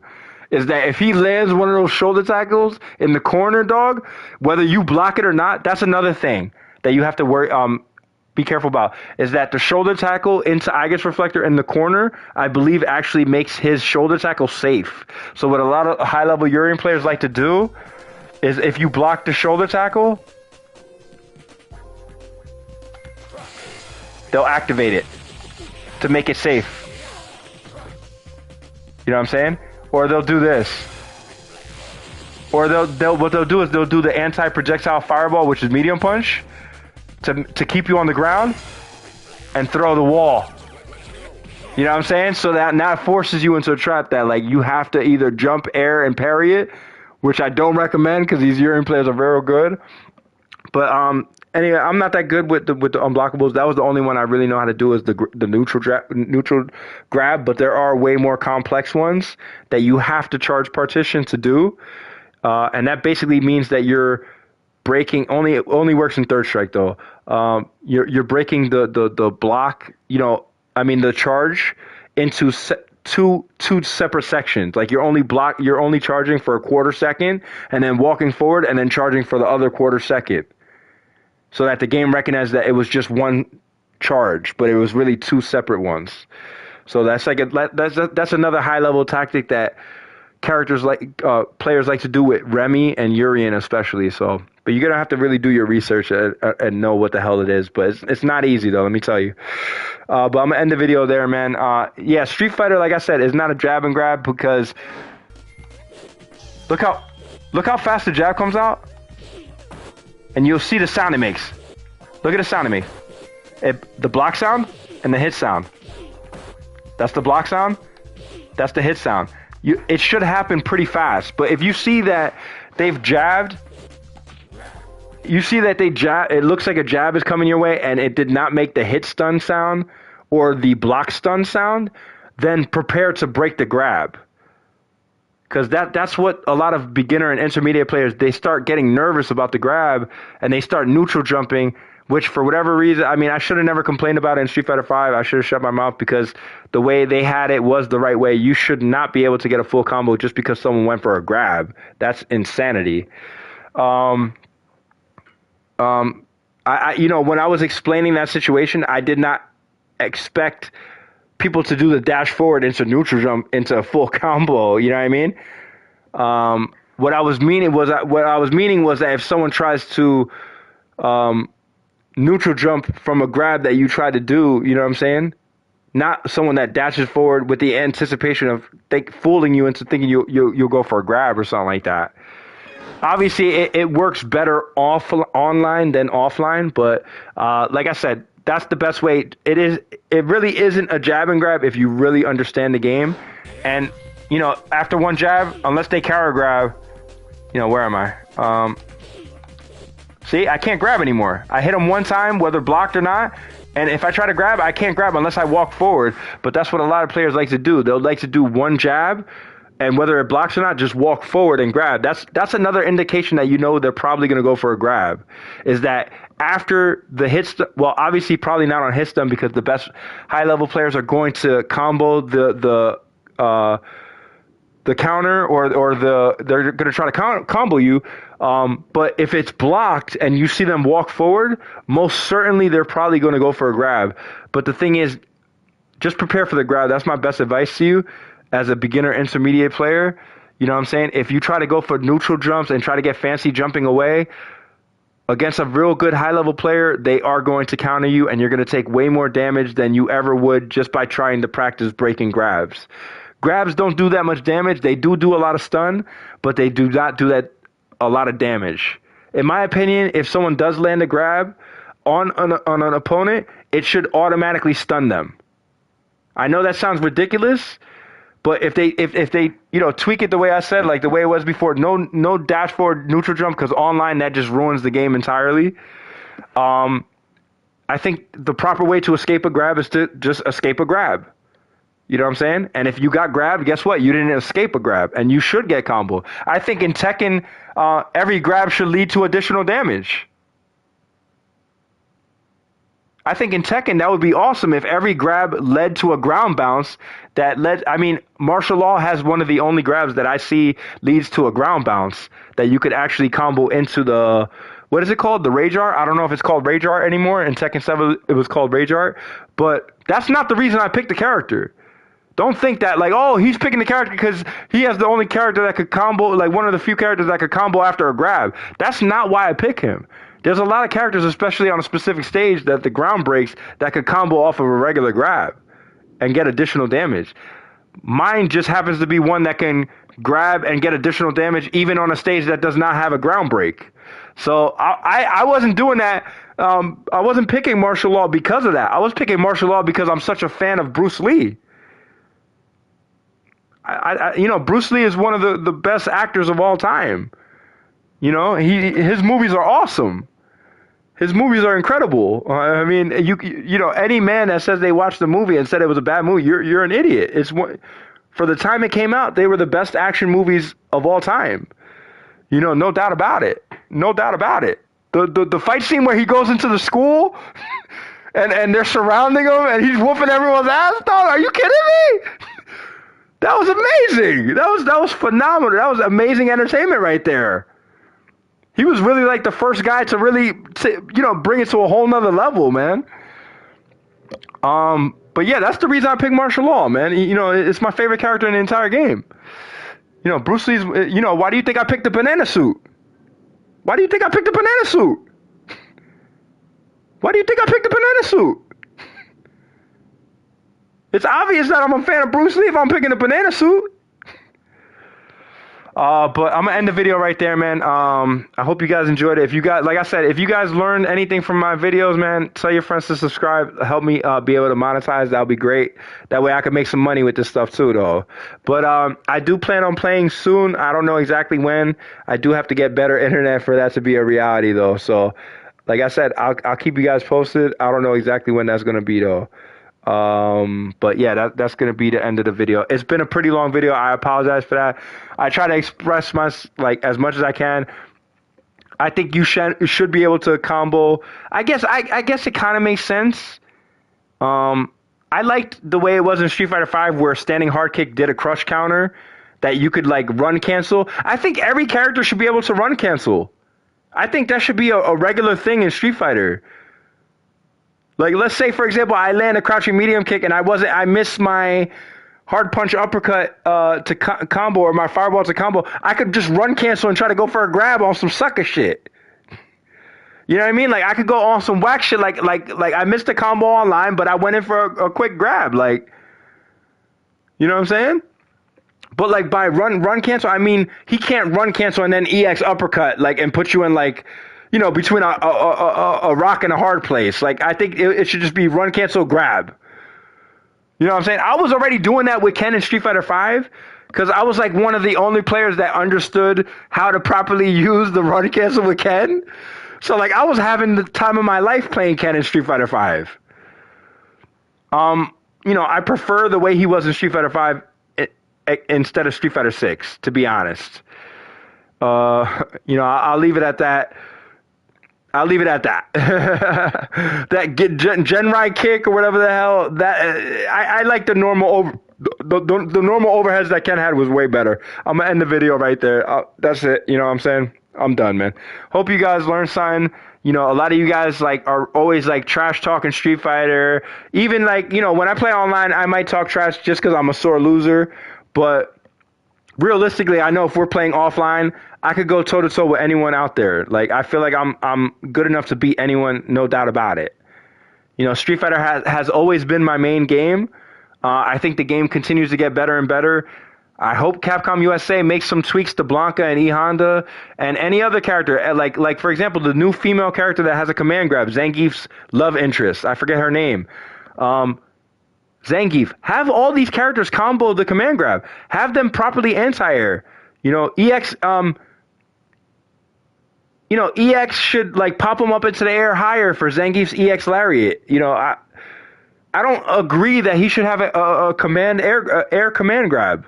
I really don't. I think he should be properly anti-airing and playing the game properly. You know, I don't think any character should have an air grab, not in Street Fighter. You know, I was even saying Guile's regular grab should be his air grab. You know the animation that he does in Hyper Fighting where he jumps in the air? Like if you jump in, I believe it's medium kick, if you jump in the air with your opponent and you catch him with that medium kick air backbreaker grab that he does, he can do that on a neutral ground grab. Like the only difference is after the grab has activated, he's going to jump in the air and do the air backbreaker. But it's still a ground grab. Like Chun-Li has an air grab. This is insanity. These are characters that are already way too good at zoning for them to have air grabs and like just shut every option that you could possibly have. It's ridiculous that the game is designed like that, you know? I love Street Fighter, but like, you know, I feel like there could be a couple more adjustments to make it just like such an amazing game. Like, for example, I've been saying crouch immediate kick into Fireball with Ryu or Ken, should have way more recovery time. It should always do a hard knockdown. I think Ryu getting a hard knockdown off of a regular Fireball combo makes all the difference. I think that makes him overall a way better character on offense. Just allowing his Fireball to do a hard knockdown makes it easier for the developers to make it possible to counter him if he misses that combination. If he goes crouching medium kick and they block it, but he still commits to Fireball, not every character can do this. With Ken, I was EX uppercutting through the missed combo opportunity. It's not easy to do, but I got a lot of damage off of it. Normally, you get like crouching jab if you're lucky. You know what I'm saying? And if you're not fast enough, he could like uppercut the crouching jab. That's like insanity. That's like that's putting players in between a rock and a hard place. And that's what I feel is the big problem with Street Fighter, is that it's funny, yeah, especially when you're doing it to your opponent, but when they're doing it to you, it's no longer fun.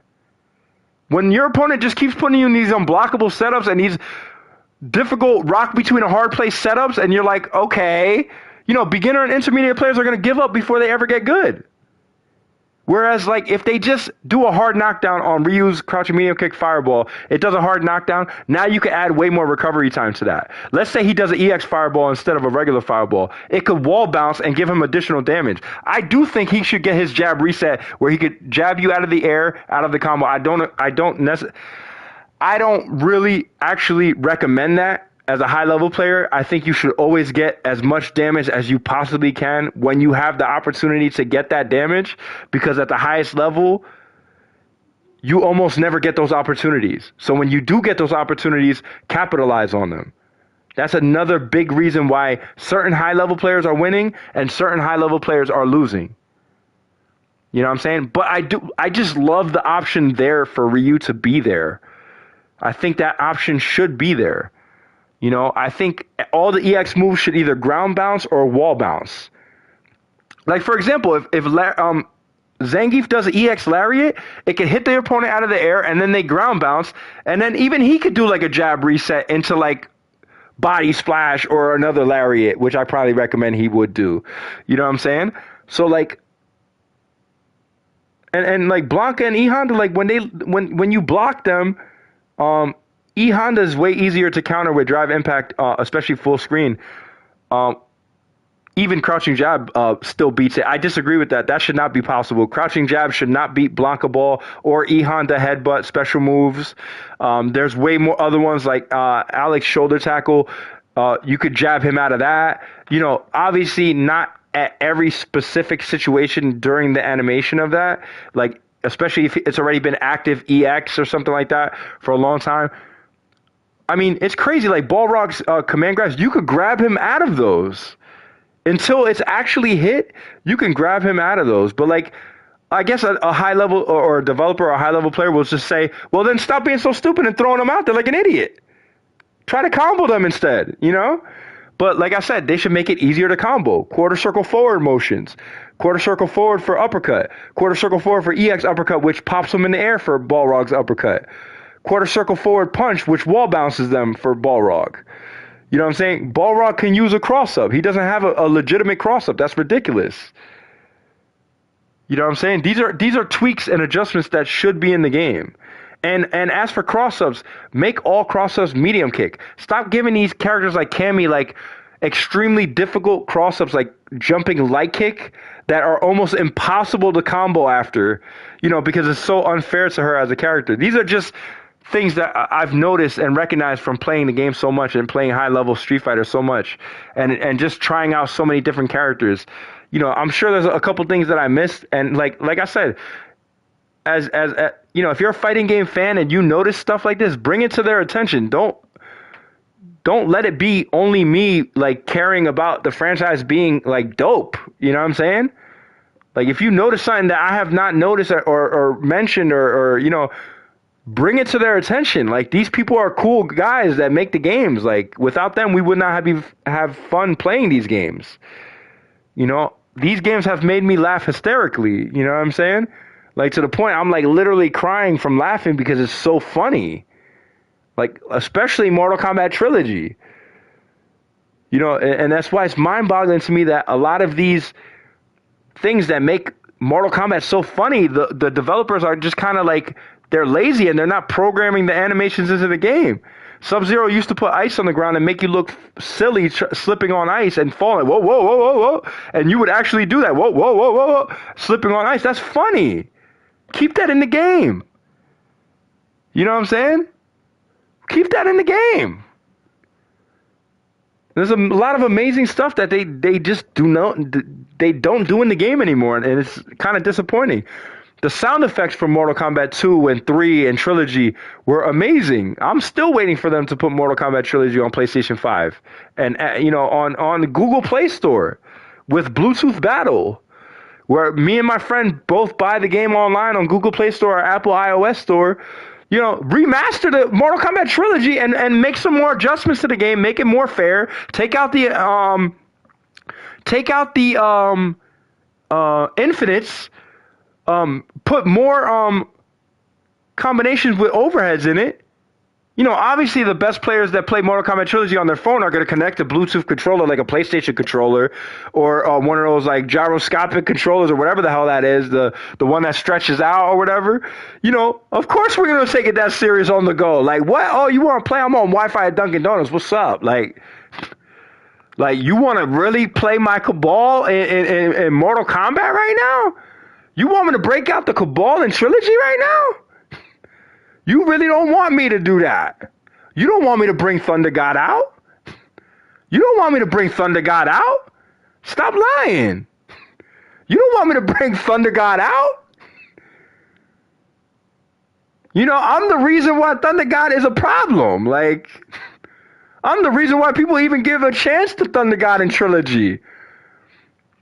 But like I said, man, yo, it's such a missed opportunity for WB Games to not port, like remaster Mortal Kombat Trilogy for cell phones, man. That is so dope. You know, give more combo strings that have overheads, because that was what it really lacked. Maybe enhanced special moves that wall bounce and give you way easier combo possibilities, or ground bounce. You know, I mean, I'm just like, my mouth is watering, waiting for the moment that actually happens. I would love to see Ultra HD Remix.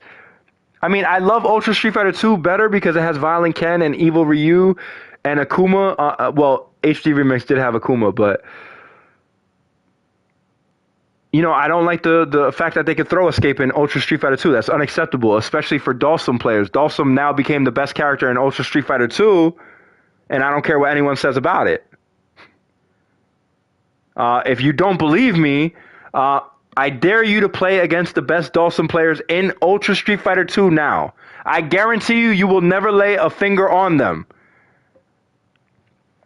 The only way to stop them is if you build up super meter. I recommend using Ryu because you could do the neutral jump air spin kick. If you just press up and before you land, you press down back kick. It can't be too low to the ground because the game will not recognize that you build meter. Or it just won't come out. But if you build enough meter, now Dawson can no longer throw full screen projectiles. And without that, it's way easier to counter his, like, let's say, for example, crouching medium punch or crouching hard punch. You could just super him, like, on reaction, damn near full screen, and, like, fully combo him with a super. So, like, there is a way through that. And you know, there's a lot of players that just give up before they realize the strategy to the game. And that's why I say, like, do your research, man. I'm probably not the only player explaining, like, what you can or can't do against, like, players that, oh my God, it's Dawson. He could punch me from across the screen and I can't do nothing. Well, use your meter. Use your meter. Use your meter. Your meter will shut all that down to the point where he no longer wants to do that anymore. And guess what? Once he no longer does that anymore, he's not that good anymore. So that's why you always should save your meter against those real difficult characters like that. Like Guile, like Dawson, like Chun-Li, that are very, very difficult on defense to break their defense. You know, I did explain that Chun-Li, Ryu can spin kick. I believe he can even do it against Chun-Li's projectile. I could be wrong about that. I know it works on Guile's projectile. And what I like to do against Sagat's low projectile, I'll do a light kick, spin kick over it. So not only do I avoid the projectile, I don't take any damage, but I also build meter that he basically cannot counter me. So I'll do an air spin kick. I'll see him do a full screen low fireball, and I'll do a light kick spin kick over that, and then go right back to building meter in the air again. But you gotta be careful, obviously, because you know he'll catch you with air projectiles if they're smart, if they're clever enough. Like Justin Wong, for example, he's one of the best Sagats in the United States, no doubt about it. Probably in the entire world, no doubt about it. But I'm gonna end the video there, man. So like I said, subscribe if you like it. If you don't, you know, you want to talk trash or you're whack, you ain't got no tournament victories and none of that. I could have been doing it for years, you know what I'm saying? But I never applied myself. But, you know what I'm saying? I still love the game. I still love to compete, and I'm still going to try, you know what I'm saying? And, you know, you're saying, oh, you know, you should have kept this knowledge to yourself. I should have, but I didn't. So now you know how to get better. So, and you should use that to your advantage. Because finally, you know, there'll be someone that's good enough to beat me. That's really what I want. I don't even care about the money. I just want someone good enough to finally beat me. I'm like the real life Oro of Street Fighter. Like, finally, someone's going to force me to use my second arm because I've been fighting with one arm behind my back this whole time. Like, I might as well be playing one-armed, you know? But I'll end the video there, man. I really appreciate if you watch the whole thing, you know what I'm saying? This video was pretty long. The next videos I do will probably be way faster. And, you know, I'll probably do best out of 2 out of 3 matches and then find another opponent. So if you see me streaming online when I'm playing ranked online, just try to hop on and you'll probably run into me, man. I'm not that hard to, especially in Tekken. You know what I'm saying?